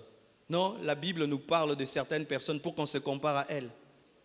Quand on nous parle d'Élie, c'est pour qu'on se compare à Élie. Quand on nous parle des apôtres, c'est pour qu'on se compare aux apôtres, que des hommes de la même nature que nous ont craint Dieu et ont manifesté Dieu. Vous savez, l'une des choses qui a changé ma vie, c'était la comparaison. Oui. Un jour, frère, j'étais chez nous à la maison et j'ouvre la radio et j'entends un jeune garçon de 24 ans en train de se plaindre pourquoi il n'avait pas un parking pour sa voiture. Et il disait, moi, ma femme et mon enfant, nous n'avons pas un parking. Donc il avait mon âge, mais il avait déjà une femme, il avait un enfant, il avait une voiture, une maison, mais il n'avait pas de parking. Mais moi, j'avais son âge, je n'avais ni parking, ni voiture, ni maison, ni femme, ni enfant. Je n'avais que moi-même. Et c'était il était chez Kadhafi, un Libyen. Il était africain. Et puis j'ai dit quoi? Il a 24 ans. Et moi, qu'est-ce que je fais chez mes parents? Je suis pasteur. Et je continue à manger le pain de mon père et de ma mère. J'ai dit, je vais quitter cette maison. Et j'ai commencé à dire, je vais quitter cette maison. Je vais quitter cette maison. Et j'ai commencé à le dire avec une telle foi que c'est arrivé aux oreilles de tous les fidèles. Le pasteur a décidé de quitter chez eux. Parce qu'en ce temps-là, les fidèles venaient me visiter chez mes parents. Et des fois, tu causes avec les fidèles, on t'envoie. Batindi pasteur. Hey, tu es en train de prêcher comme ça. Marcelo vient, on t'envoie. tu vas. Tu t'imagines humiliation à bongo. Certaines humiliations que tu vis, c'est parce que tu es en retard. Je te répète, certaines humiliations que tu vis dans ta vie, c'est parce que tu es en retard. C'est-à-dire que tu ne devais plus être là, c'est pourquoi tu subis les choses pour les gens qui sont là. Je te dis la vérité, et tu ne dois pas te fâcher contre ceux qui t'humilient, tu dois te fâcher contre toi-même parce qu'il était supposé que tu ne sois plus là. Oui, l'église doit faire ce travail parce que les parents au Congo n'aiment pas blesser les enfants. Nous, moi, je peux te blesser, tu ne seras pas fâché contre moi parce que je ne te connais pas trop bien. Ainsi, je peux parler à la place de ton père, de ta mère, qui n'arrive pas à te dire qu'à cet âge-là, c'est toi qui devais le sortir de ces problèmes, tu devais cesser d'être un problème. Et alors je dis, je vais quitter. Et c'est arrivé aux oreilles d'une femme. Elle a dit, pasteur, j'ai entendu que tu as décidé de quitter tes parents et je vais te donner l'argent pour les chaises. Mais je n'avais même pas l'argent de la garantie. L'argent de la garantie et l'argent des chaises est devenu l'argent de la garantie. Et après la garantie, j'ai cherché les chaises. Mes frères et sœurs, mais il fallait que je sois challengé. Dans la vie, il faut que tu sois challengé. Mais des fois, nous refusons les challenges. Nous aimons rester dans notre paix là. Non, frère. Si aujourd'hui même mon ministère a changé, c'est parce que j'ai accepté d'être challengé. Quand j'ai commencé à voyager, j'ai vu d'autres francophones qui servaient Dieu à un autre niveau. Et je me suis rendu compte que ma manière de servir n'était pas bonne. Ça n'allait pas me permettre d'être international. Je suis allé les voir et j'ai demandé des conseils et j'ai appliqué leurs conseils. Aujourd'hui, la compassion se répand dans le monde, mais j'ai accepté d'être challengé parce que presque tous, on a commencé le ministère presque dans la même période. Mais je voyais qu'ils avaient des résultats plus grands que moi. Mais on avait la parole, on avait l'onction, mais je n'avais pas l'emballage. Et j'ai vu qu'ils emballaient bien leur ministère. Moi, j'ai emballé. Nakoufi. Mais j'ai accepté de reconnaître que les autres étaient en avance.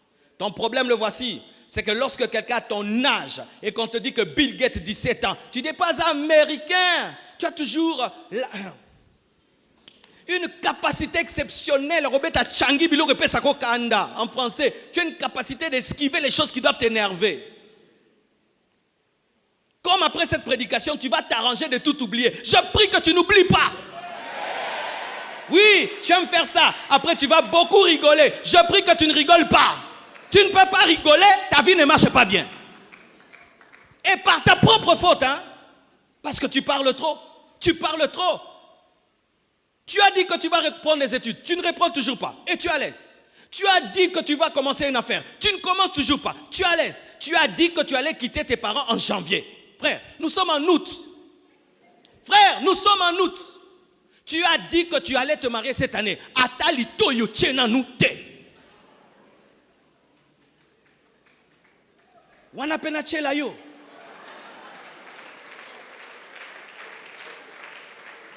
Tu as dit que cette année tu dois apprendre à conduire une voiture. Tu as toujours peur des voitures. Tu as dit que cette année tu allais acheter une moto, commencer même les affaires. Tu n'as toujours rien fait. Tu as dit que cette année tu vas te séparer du péché. Tu es toujours dans le même péché.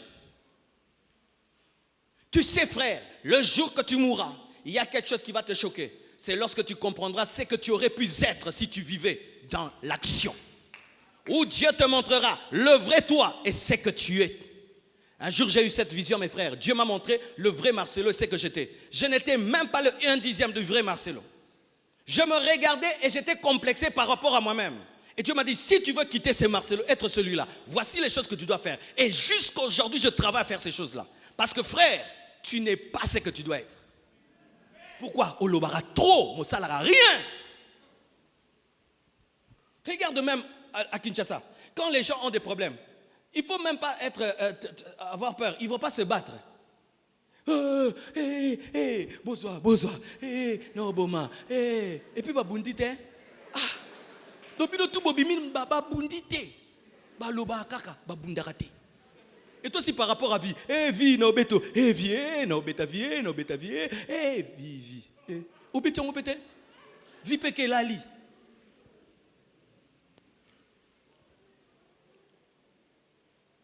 J'avais un principe dans la vie. Si je me bats contre la vie, et la vie commence à me taper, je prends une bouteille, je tape la vie. Bétian Moulangi. Tu sais, ça veut dire quoi? C'est dire que tu prends toute ta dernière énergie, tu la mets en exergue. Et si tu dois mourir, tu meurs. Est-ce que tu as déjà atteint ça? Tu as déjà atteint ça dans ta vie, où la vie te met contre le mur comme ça. Elle te dit, bats-toi. Et si tu ne fais rien, je te tue. Tu as déjà vécu ça? Si tu n'as jamais vécu ça, tu n'es pas un guerrier. La vie, des fois, te met là. Tu regardes, il n'y a pas papa, il n'y a pas maman, aucun frère, aucune sœur. Il n'y a que Dieu et il n'y a que toi. Et quand même, tu veux t'enfuir. Oh Dieu, Dieu te dit non, bats-toi. Allez, frère. Je veux même arrêter là. Un jour dans ma vie, mes frères, je me retrouve dans un garage. J'ai perdu ma maison et je suis allé habiter dans un garage. Et un matin, je dois me réveiller pour me laver et aller à l'église. Frère, ce jour-là, il y avait coupure d'eau dans tout le quartier, sauf dans notre parcelle. Et dans notre parcelle, la douche était dehors, elle était commune. Et les mamans du quartier avaient rempli la parcelle. Et moi, je ne sais pas prêcher sans me laver. Et la douche est là, les mamans sont là. Moi, je dois quitter ma chambre du garage, aller me laver. Hein? Frère. J'ai dit, Dieu, aujourd'hui je prêche sans me laver. Il me dit, tu ne sauras pas, tu auras des démangeaisons, tu vas rater ta prédication. Tu dois aller. Et frère, tu prends ton seau, tu regardes les mamans là, elles te connaissent. Côtissier esprit. Quand il monte mon sous-so, tu vas me baza. Frère, côtissier esprit. Solennel, moi que nous sommes là. Et j'entends, c'est le pasteur Marcelo. Pasteur Marcelo, il habite ici. Là, il y a les garages. Et il a un seau. Côtissier esprit. Pourquoi? Dans moi, même si vous me moquez, je serai grand. Ça, ce n'est qu'une partie de ma vie. Et j'entre dans cette douche. Frère, tu es en train d'enlever tes vêtements. Les enfants commencent à compter les habits. Tu commences à te laver. Ils commencent à chanter. Et pendant, comme si ça ne suffisait pas, la pluie commence. Tu commences à te laver l'eau du seau et l'eau de Dieu. Oh, tu pleures dans la douche. Et tu sais que Dieu est avec toi. Tu n'as pas péché. C'est une période de ta vie. Et tu finis à l'église. Tu prêches la bénédiction, l'élévation. Même quand toi-même tu prêches, tu sais, aux encourager Marcelo. Et puis tu rentres où? Dans les garages. Et quand tu n'arrives plus, je me regardais dans les miroirs, j'ai dit, tu t'en sortiras. Bats-toi, tu es un homme. Ça finira, ça finira, ça finira. Et tu sais quoi? Mes parents n'ont jamais su. J'avais une chambre disponible chez mes parents. Tout pour avoir la bonne vie. Dieu me dit, tu ne rentreras pas là-bas. Là-bas, tu n'es pas formé. Ici, tu seras un guerrier. C'est pourquoi quand quelqu'un m'attaque dans la vie, oui, retard. Et kokotingina kemba.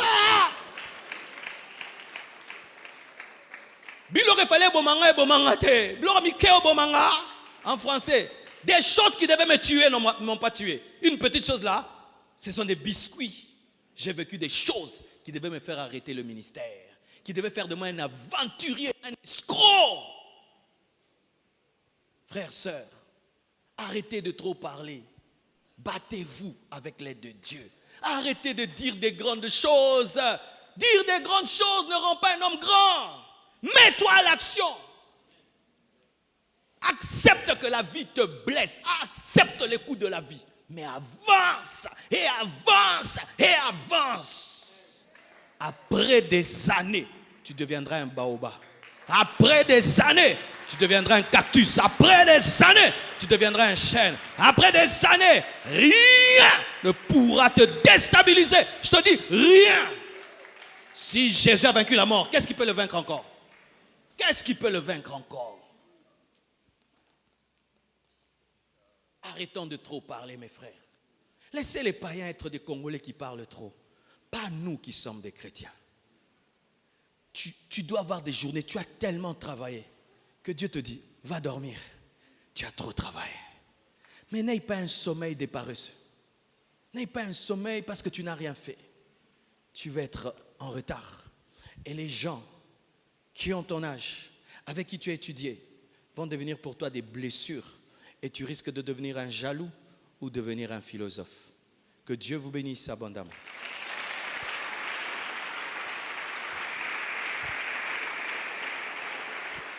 Il n'a pas dit que tu coulerais.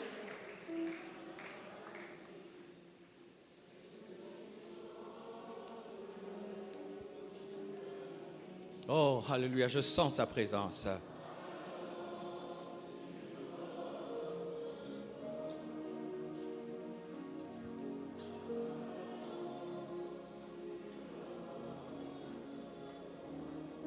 Oh, fais ce que l'Esprit te pousse à faire. Je sens une action de l'Esprit pour déclencher des destinées.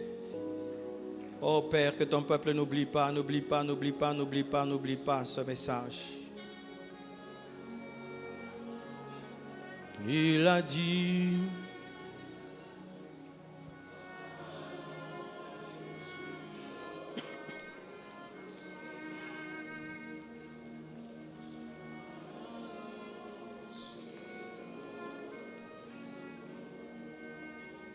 si ton cœur est en peine, si ton corps est souffrant, crois en Jésus, il t'aime, il te donne sa paix.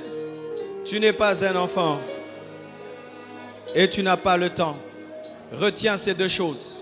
Tu n'es pas un enfant et tu n'as pas le temps à perdre à parler.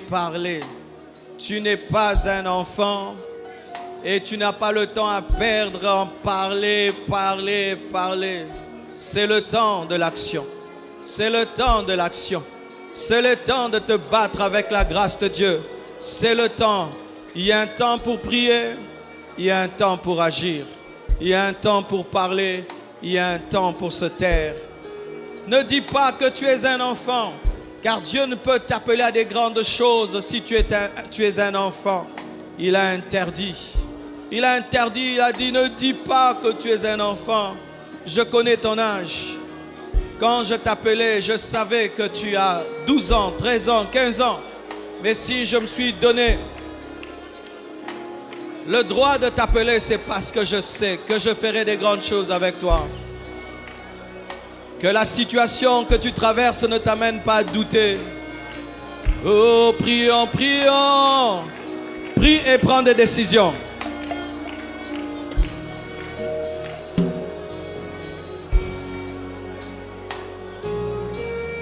Il n'a pas dit. Oh.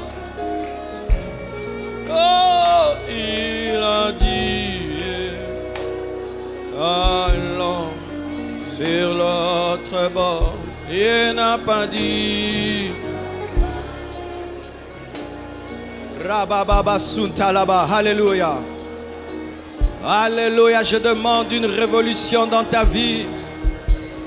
Je demande une révolution dans ta vie.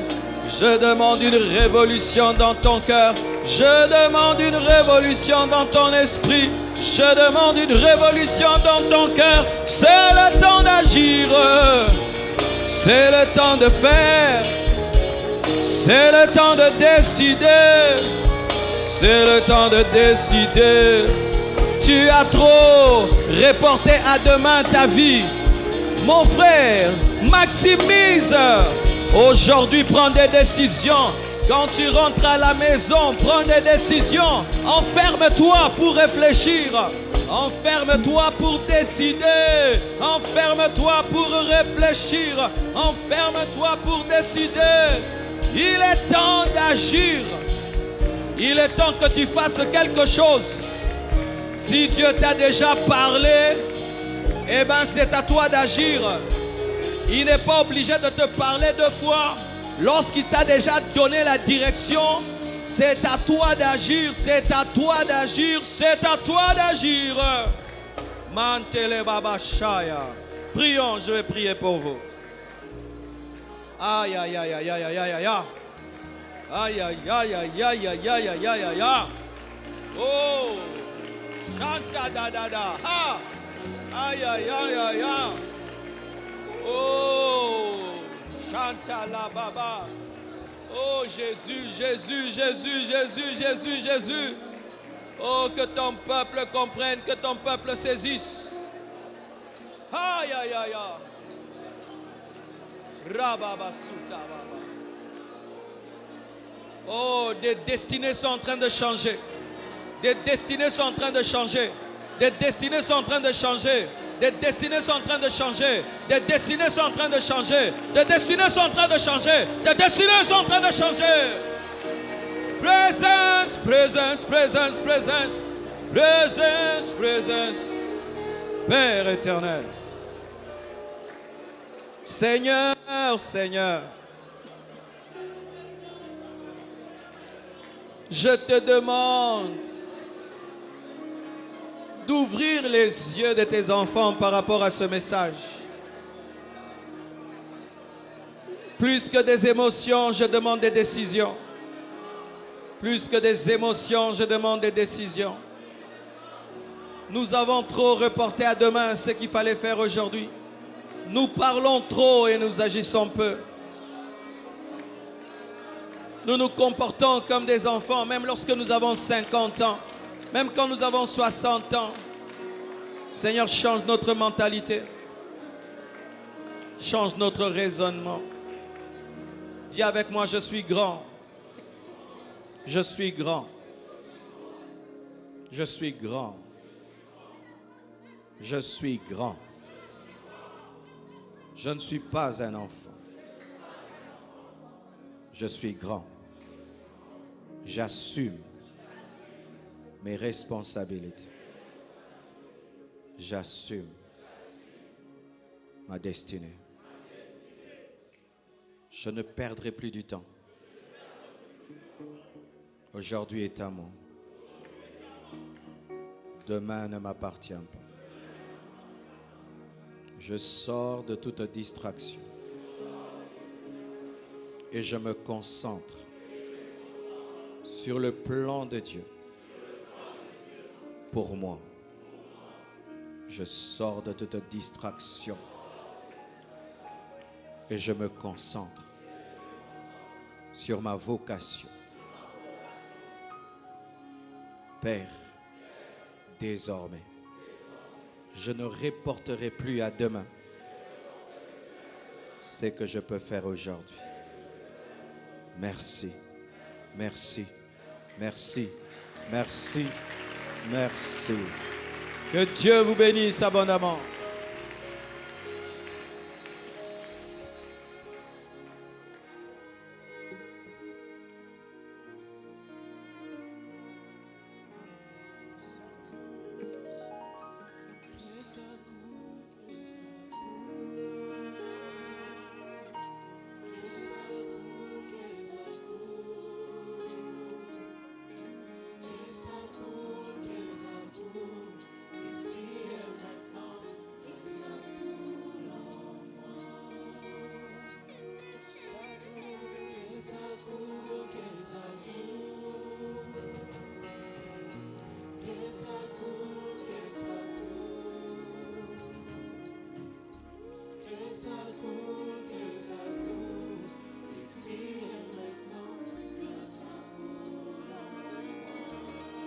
Bien-aimés, la différence qu'il y avait entre les disciples et la foule, c'est ce qu'ils entendaient.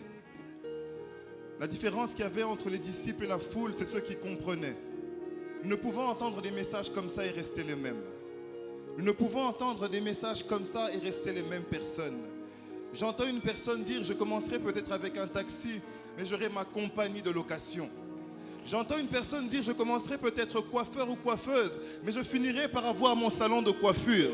J'entends une personne dire, je commencerai peut-être serveur et serveuse, mais je finirai par avoir mon propre restaurant. J'entends une personne dire, je commencerai peut-être employé, mais je terminerai par avoir ma propre compagnie. Nous voulons être challengés durant ces 30 matins. Nous acceptons que le Seigneur va nous élever, le Seigneur va nous soulever, le Seigneur va nous équiper, qu'il va nous travailler, que nous pourrons affronter la vie, non comme des petits enfants, mais comme des guerriers, parce que ce que nous entendons nous change, ce à quoi nous sommes exposés nous prépare. Que toute la gloire revienne au Seigneur. Et nous acclamons le Seigneur parce que nous recevons le changement, parce que nous recevons la différence, parce que nous recevons le shift qui nous fait entrer dans une nouvelle saison. Que toute la gloire revienne à notre Dieu. Alléluia. Notre Dieu n'est pas resté dans la Bible. Il agit et il nous permet de témoigner ce qu'il a fait. Nous allons passer à notre moment témoignage. Acclamons le Seigneur.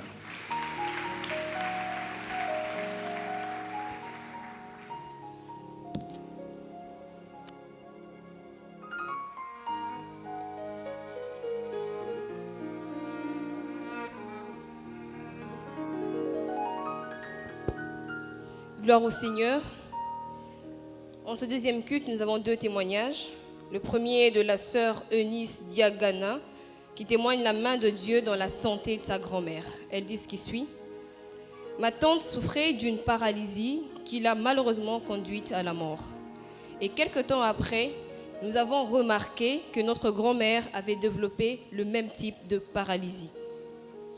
La peur donc a commencé à nous ronger. Il est arrivé un jour où ma sœur et moi sommes tombés sur Compassion TV et avons décidé donc de prier à la compassion.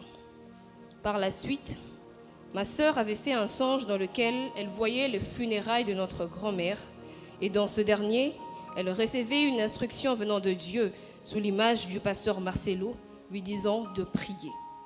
À son réveil, nous nous sommes mis à prier longuement pendant que notre grand-mère se trouvait dans un état critique à l'hôpital. Chose étonnante, elle s'est complètement rétablie le même jour de notre prière. Puis, 2 jours seulement, le médecin l'a libérée et elle est à la maison. De la mort à la vie, nous bénissons le Seigneur.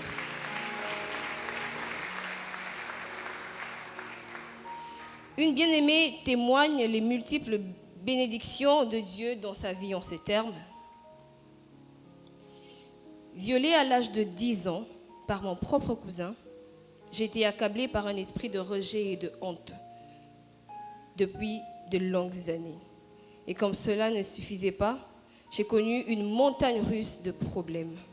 J'ai connu une montagne de problèmes donc par le chômage de mon père, plus de 10 ans à l'université pour obtenir une licence au lieu de 5 ans seulement, le harcèlement sexuel de plusieurs professeurs, les insultes de mon entourage, tous mes proposants s'enfuyaient après la prédote sans raison.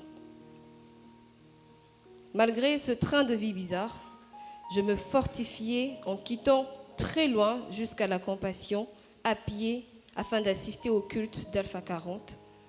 Aussi, j'ai entrepris d'évangéliser chaque jour dans mon quartier. Malgré cela, rien ne marchait. Et après une dépression, j'ai aussitôt pensé que ma vie n'était qu'un échec et que Dieu m'avait abandonnée puisque j'étais aînée de ma famille. Dans les compassions des dieux, en mars de cette année, j'ai non seulement obtenu ma licence, et j'ai aussi gagné une âme qui avait décidé de venir prier à la compassion. Quelque temps après, il est revenu, m'a demandé au mariage et aujourd'hui, non seulement il a versé la dot, mais il est aussi mon époux. Le Seigneur a transformé mon histoire et mon cœur est rempli de gratitude. Que la gloire revienne à Jésus. Est-ce que nous pouvons acclamer plus fort le Dieu des stratégies cachées, le Dieu de restauration, le Dieu qui essuie notre passé et qui nous promet un avenir et de l'espérance. Notre Dieu est merveilleux. Nous allons offrir au Seigneur ce matin.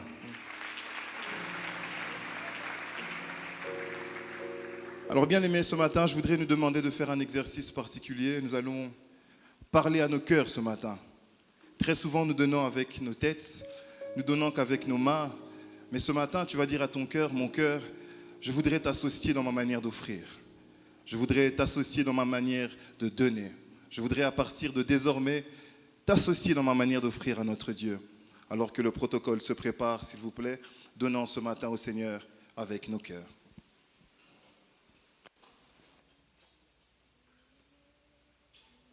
Nous avons 2 services ce matin. Dans le premier, nous allons apporter nos offrandes extraordinaires d'une part, et de l'autre, nous allons apporter nos contributions pour notre programme Équilibre. Merci de nous approcher.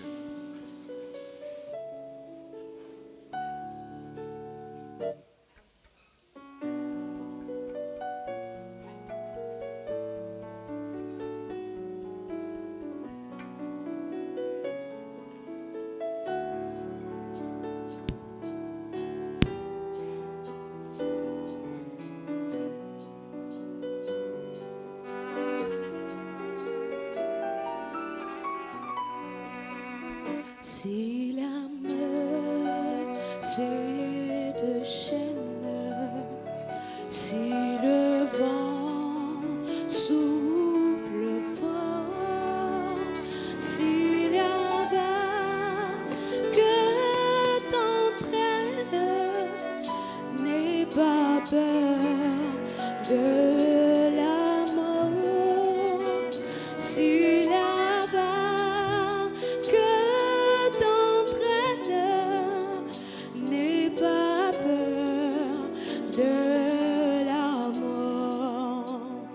Il n'a pas dit que tu coulerais, il n'a pas dit que tu sombrerais, il a dit allons sur l'autre bord, allons sur l'autre bord.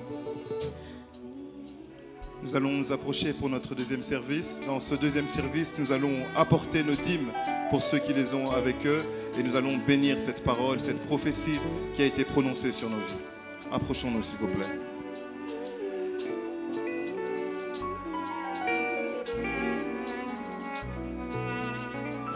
Il n'a pas dit que tu coulerais, il n'a pas dit que tu sombrerais, il a dit allons sur l'autre bord, allons sur l'autre bord. Il n'a pas dit que tu coulerais,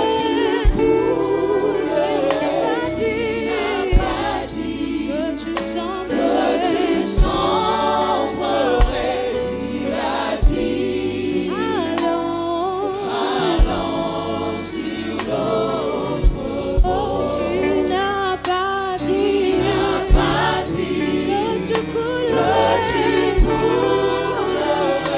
il n'a pas dit que tu sombrerais, il a dit allons sur l'autre bord,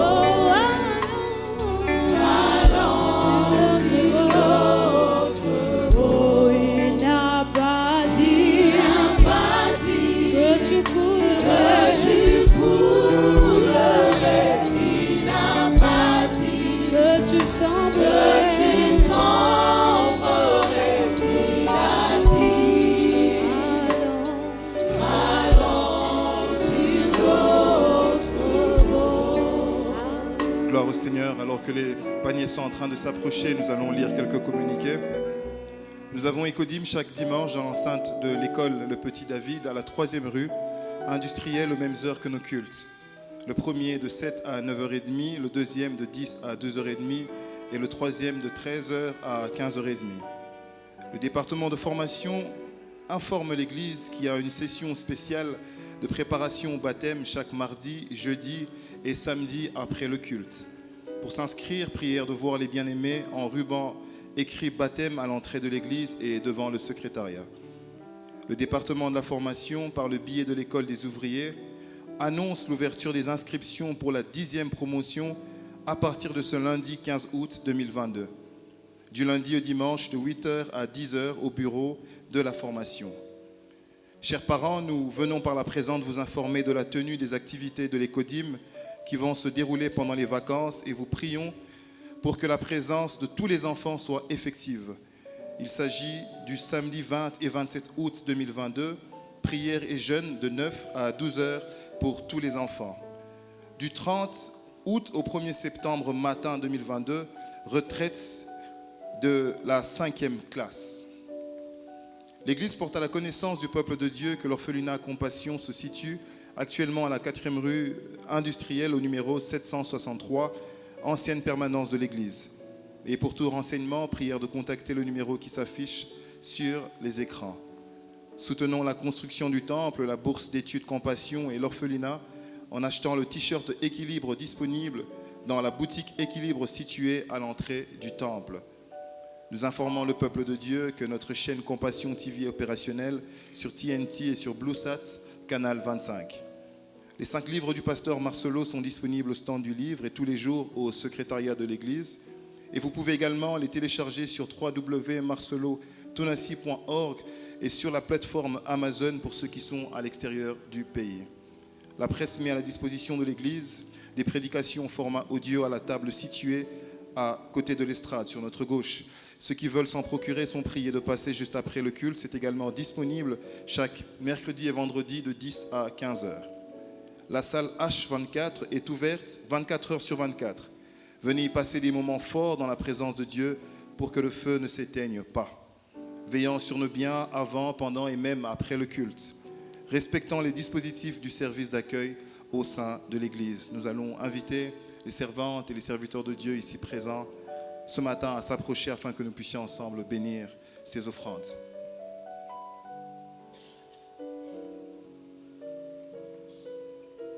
Est-ce que nous pouvons ensemble prononcer quelques mots en faveur de ces offrandes que nous avons données, le fruit de notre obéissance, de notre amour à notre Dieu?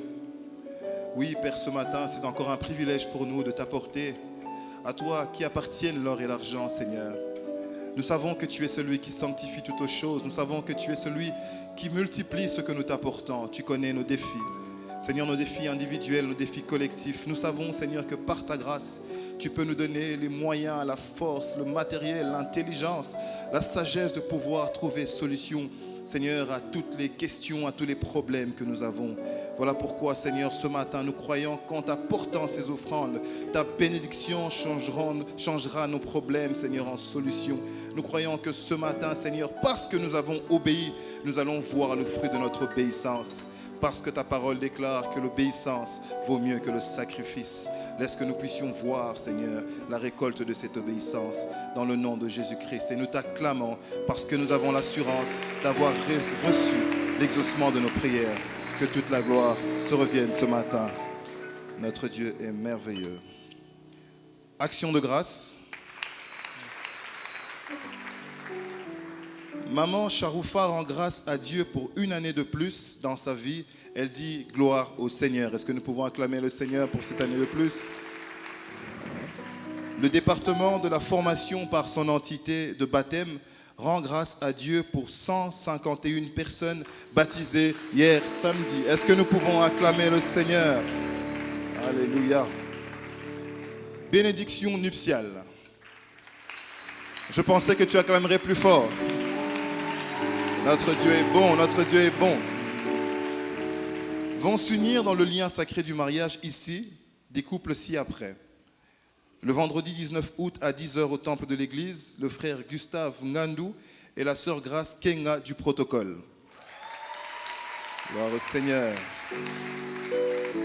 Et le samedi 20 août à 10h au temple de l'église, vont s'unir ici l'homme de Dieu Peter Ndoudi et la sœur Bibiane Kabea. Église, on peut faire mieux que ça, Église. Est-ce que nous pouvons acclamer le Seigneur? Nous avons le frère Arnaud Akani et la sœur Benjamin Pala. Que toute la gloire revienne à notre Dieu. Amen, amen. Et à la fin du culte, nous avons la consécration, la bénédiction de 2 bébés. Le bébé Josué Sirimwami, du couple Sirimwami, et le bébé Aroi Mwanza Ndalubu, du couple Ndalabu. À la fin de ce culte, nous avons donc 2 bénédictions. Nous allons à présent recevoir les nouveaux venus de ce matin. Nous allons commencer par les hommes de Dieu. Vous êtes responsables d'un ministère, vous êtes servants de Dieu quelque part. Et aujourd'hui, le Seigneur vous a conduit au milieu de nous. Si vous êtes là, merci de vous lever afin que nous puissions honorer le Seigneur pour votre présence. Vous êtes serviteur de Dieu, servant de Dieu, responsable d'un ministère. Vous êtes au milieu de nous. Que toute la gloire revienne à notre Dieu. À présent, à tous les nouveaux de ce matin, chers frères, chères sœurs, de partout où vous êtes, c'est votre premier culte au milieu de nous. Si le Seigneur vous a conduit au milieu de nous ce matin, est-ce que vous pouvez aussi vous tenir debout, vous manifester? L'Église voudrait rendre gloire au Seigneur pour votre présence. Est-ce que l'Église peut acclamer le Seigneur pour les nouveaux de ce matin? Alors, bien-aimés, ne vous installez plus à vos places. Merci de suivre les orientations du protocole, car des chaises ont été réservées ici pour vous. S'il vous plaît, avec la chorale, recevons les nouveaux de ce matin.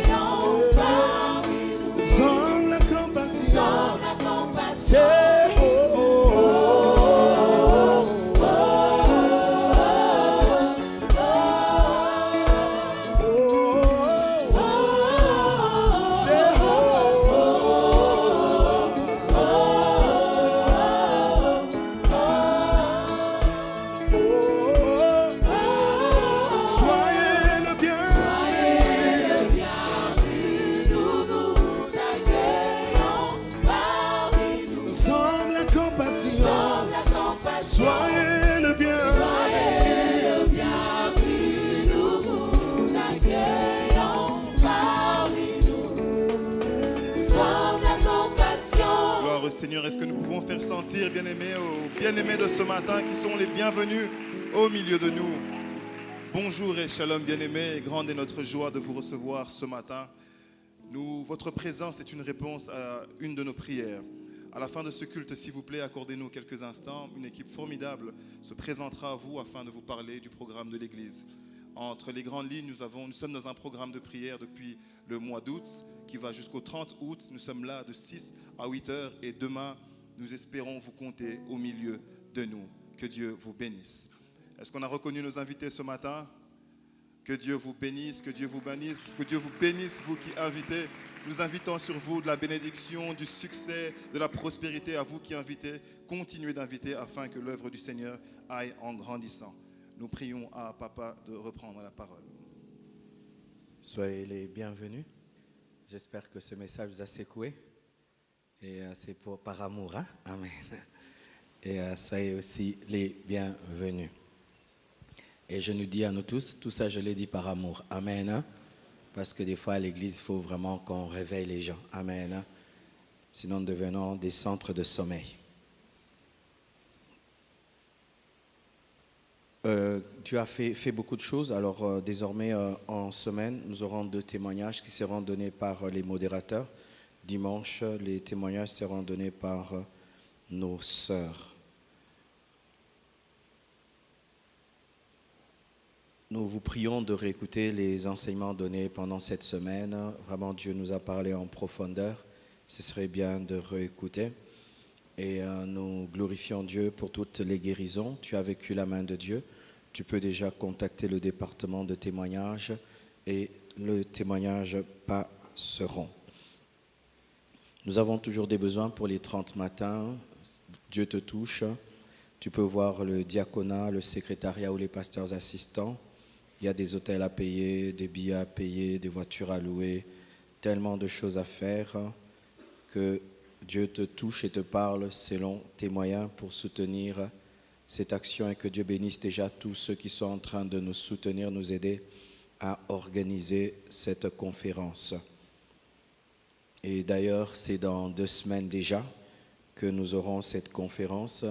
Alors je demande vraiment ceux qui sont à la construction qu'on puisse faire vite parce que nous allons utiliser le numéro 9 aussi pour recevoir le peuple de Dieu.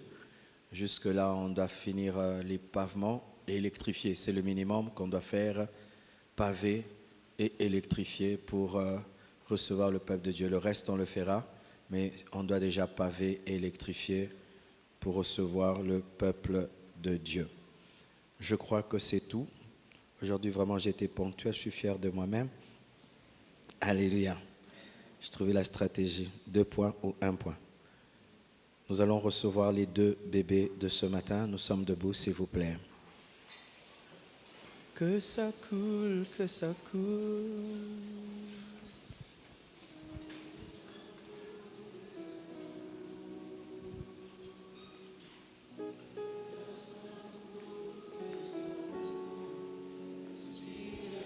Félicitations, papa et maman.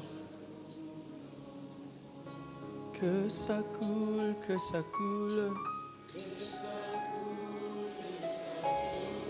Que ça coule, que ça coule.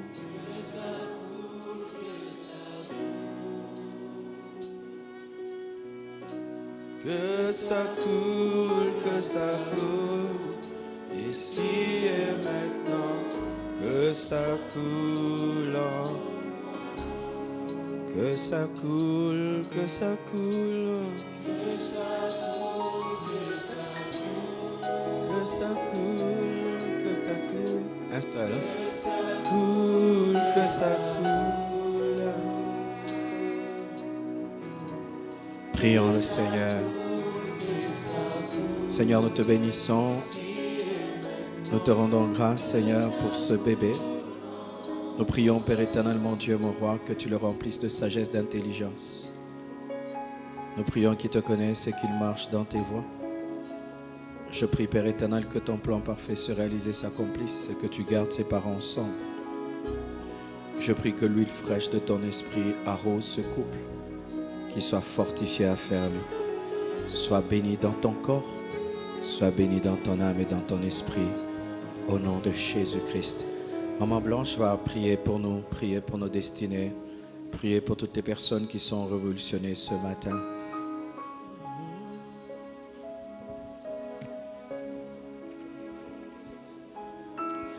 Après avoir écouté une telle parole, je crois que tu as pris des décisions. Pas comme le Congolais dont le pasteur nous a montré, mais comme les Japonais, à avancer et non stationner ou prendre le temps de réflexion. Éternel tendre Père, je prie pour ton peuple. Seigneur, tu nous as donné le pouvoir de bénir. J'ai béni leur destinée au nom de Jésus. J'ai béni toute personne qui a pris la décision d'agir à partir d'aujourd'hui au nom de Jésus. Père, donne la force à celui qui est encore en train de réfléchir. Donne la décision, la force de décision à celui qui est encore en train d'hésiter. Saint-Esprit de Dieu, oriente celui qui a besoin d'être orienté. Saint-Esprit de Dieu, accorde la sagesse et l'intelligence à celui qui en a besoin. Car tu nous as dit que l'intelligence et la sagesse t'appartenaient. Père, nous croyons à cette parole et nous disons oui et amen à cette parole au nom de Jésus. Saint-Esprit de Dieu, toi qui as orienté ton serviteur afin de bénir ton peuple, nous croyons que tu vas nous accompagner avec les décisions que nous avons prises aujourd'hui. Vous êtes bénis par la parole que vous avez écoutée. Vous êtes bénis par la parole que vous avez écoutée. Et que le Tout-Puissant vous accompagne dans vos décisions. Ne crains rien. Toi, crois seulement. Pose le premier pas. Et le Seigneur sera avec toi. Il t'accompagnera dans d'autres pas que tu vas encore poser. Le Saint-Esprit sera avec toi pour t'orienter, pour te donner la force de pouvoir décider. Le mal ne sera pas ton partage. Car ce n'est pas ce qu'il t'a dit. Il t'a promis d'être avec toi. Il t'a promis de traverser avec toi. Il t'a promis de te soutenir. Il t'a dit aujourd'hui que tu es fort, que tu es forte. Toi, crois seulement. Refuse ces mauvais raisonnements de l'occultisme. Refuse ces mauvais raisonnements des envoûtements. Toi, tu n'es pas envoûté. Non, tu n'es pas envoûté. Toi, tu vas réussir au nom de Jésus. Dans tout ce que tu vas entreprendre, toi, tu seras la tête et non la queue. Toi, tu vas prospérer à tous égards. Au nom de Jésus, comme prospère l'état de ton âme. Tu vas avancer, tu vas réussir. Pourquoi je dis cela? Parce qu'il y a un homme et une femme qui a besoin d'être encouragé encore et encore. Je te dis, va, ose, et le Seigneur sera avec toi. La parole que tu as reçue aujourd'hui est une prophétie pour toi. Va et ose, le Seigneur va t'accompagner. Il sera avec toi. Il ne t'abandonnera jamais. Il sera ton avant-garde. Il sera ton arrière-garde. Il protégera tes affaires. Il protégera ton foyer. Il protégera tes enfants. Il protégera tes études. Il protégera tes affaires. Tu ne tomberas pas. Toi, tu vas te tenir debout et tu vas réussir. Tu es de la race de ceux qui vont vaincre. Au nom de Jésus, toi, tu es la tête. Tu vas prospérer. Le Seigneur nous a parlé aujourd'hui. Et nous avons cru en cette parole. Et nous avons dit oui et amen. Nous allons voir le fruit de cette parole. Nous allons voir l'accomplissement de cette parole dans nos vies, dans la vie de nos enfants, dans la vie de nos maris, dans la vie de nos femmes, dans toute notre existence au nom de Jésus. Vous êtes bénis ce matin. Vous êtes bénis ce midi. Vous êtes bénis ce midi au nom de Jésus. Que la paix, l'amour, la grâce du Seigneur vous accompagne dans vos demeures. Tu es béni. Tu es béni. Tu es béni. Tu es béni. Tu es béni. Tu es béni au nom de Jésus. Tu es béni dans ton corps. Tu es béni dans ton esprit. Tu es béni dans ton âme. Tu es béni dans ton esprit. Tu es béni au nom de Jésus. Personne ne va annuler les paroles que j'ai déclarées sur ta vie. Au nom de Jésus, toi tu marcheras la tête haute. Au nom de Jésus, parce que le Tout-Puissant est avec toi. Rentrez dans la paix du Seigneur. Que le Seigneur vous accompagne.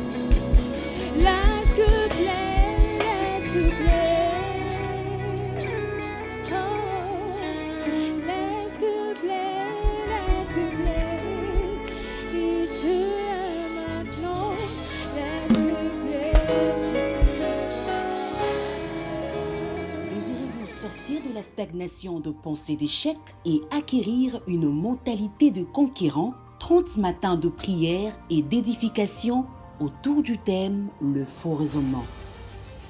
Prière, repentance, supplication, adoration, édification. Le rendez-vous est pris du 1er au 30 août 2022 de 6h à 8h à l'église La Compassion sur la 2e rue Limitée Industrielle au numéro 4 et 9B. Que Dieu vous bénisse abondamment. Pour cette grande rencontre, nous aurons avec nous deux intervenants exceptionnels. Le pasteur Charles Kabi, pasteur Joël Kabasele, la servante de Dieu Naomi Farani, le pasteur Mathieu Yombo, pasteur Benny Kalala, le pasteur Ken Luamba, pasteur Dave Ngelekwa, le pasteur Jean-Paul Bilolo, pasteur Parfait Mavungu, pasteur Patrick Ilunga, le pasteur Timothée Kabasele, le pasteur Lévi Kongolo, pasteur Fifi Bilolo, le pasteur Mzé Philo, pasteur Gospiel, la prophétesse Sissi Bogoli, le pasteur Louison Tounassi, pasteur Kali Kassenda, la servante de Dieu Lisa Talou, pasteur Carmel Bouéboué. Et enfin notre hôte, le pasteur Marcelo Tounassi. N'oubliez pas ce merveilleux programme du 1er au 30 août 2022 à l'église La Compassion. Vous ne pouvez rater ces 30 matins de prière.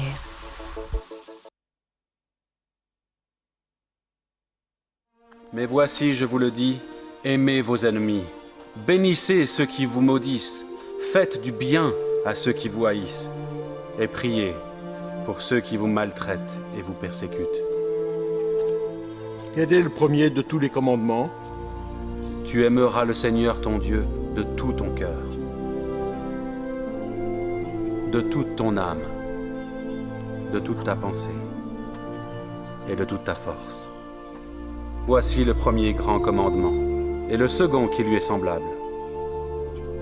Tu aimeras ton prochain comme toi-même. Quand je parlerai les langues des hommes et des anges, si je n'ai pas l'amour, et quand j'aurai toute la connaissance, et quand je distribuerai tous mes biens pour la nourriture de pauvres, si je n'ai pas l'amour, cela ne me sert de rien. L'amour est patient, il est plein de bonté, il n'est point envieux, ne se vante pas, ne s'enfle point d'orgueil. L'église La Compassion présente Équilibre 2022. Une conférence internationale sous les thèmes La puissance de l'amour. Ce rendez-vous se tiendra du 1er au 4 septembre 2022 de 9h à 11h30 pour la session matin et de 16h30 à 20h pour la session soir.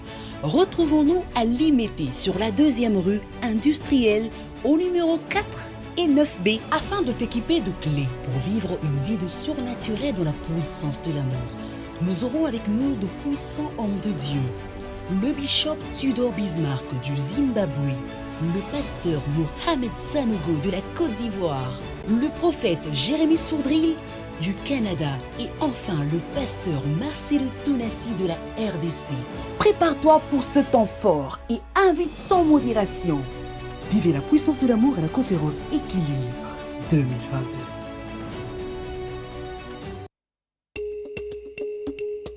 Quelque chose m'a toujours étonné dans la parole de Dieu, c'est que Moïse est allé au sommet de la montagne, rencontrer le Dieu qui a créé l'or, le diamant et tout ce qu'il y a de précieux sur cette terre. Mais lorsqu'il rentre, il revient les mains bredouilles, mais avec une vision, construire un tabernacle dans lequel il fallait qu'il y ait de l'or, qu'il fallait qu'il y ait des tissus de très grand prix. Et vers qui il va vers le peuple. Alors j'ai compris que Dieu donne la vision, mais sa provision pour la vision est cachée dans le peuple.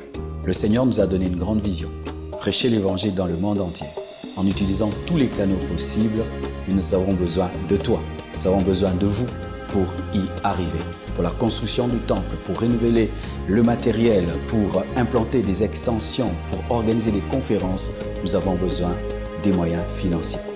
Pour ceux qui sont au Congo, vous pouvez utiliser les moyens locaux, M-Pesa, Orange Money et tout le reste.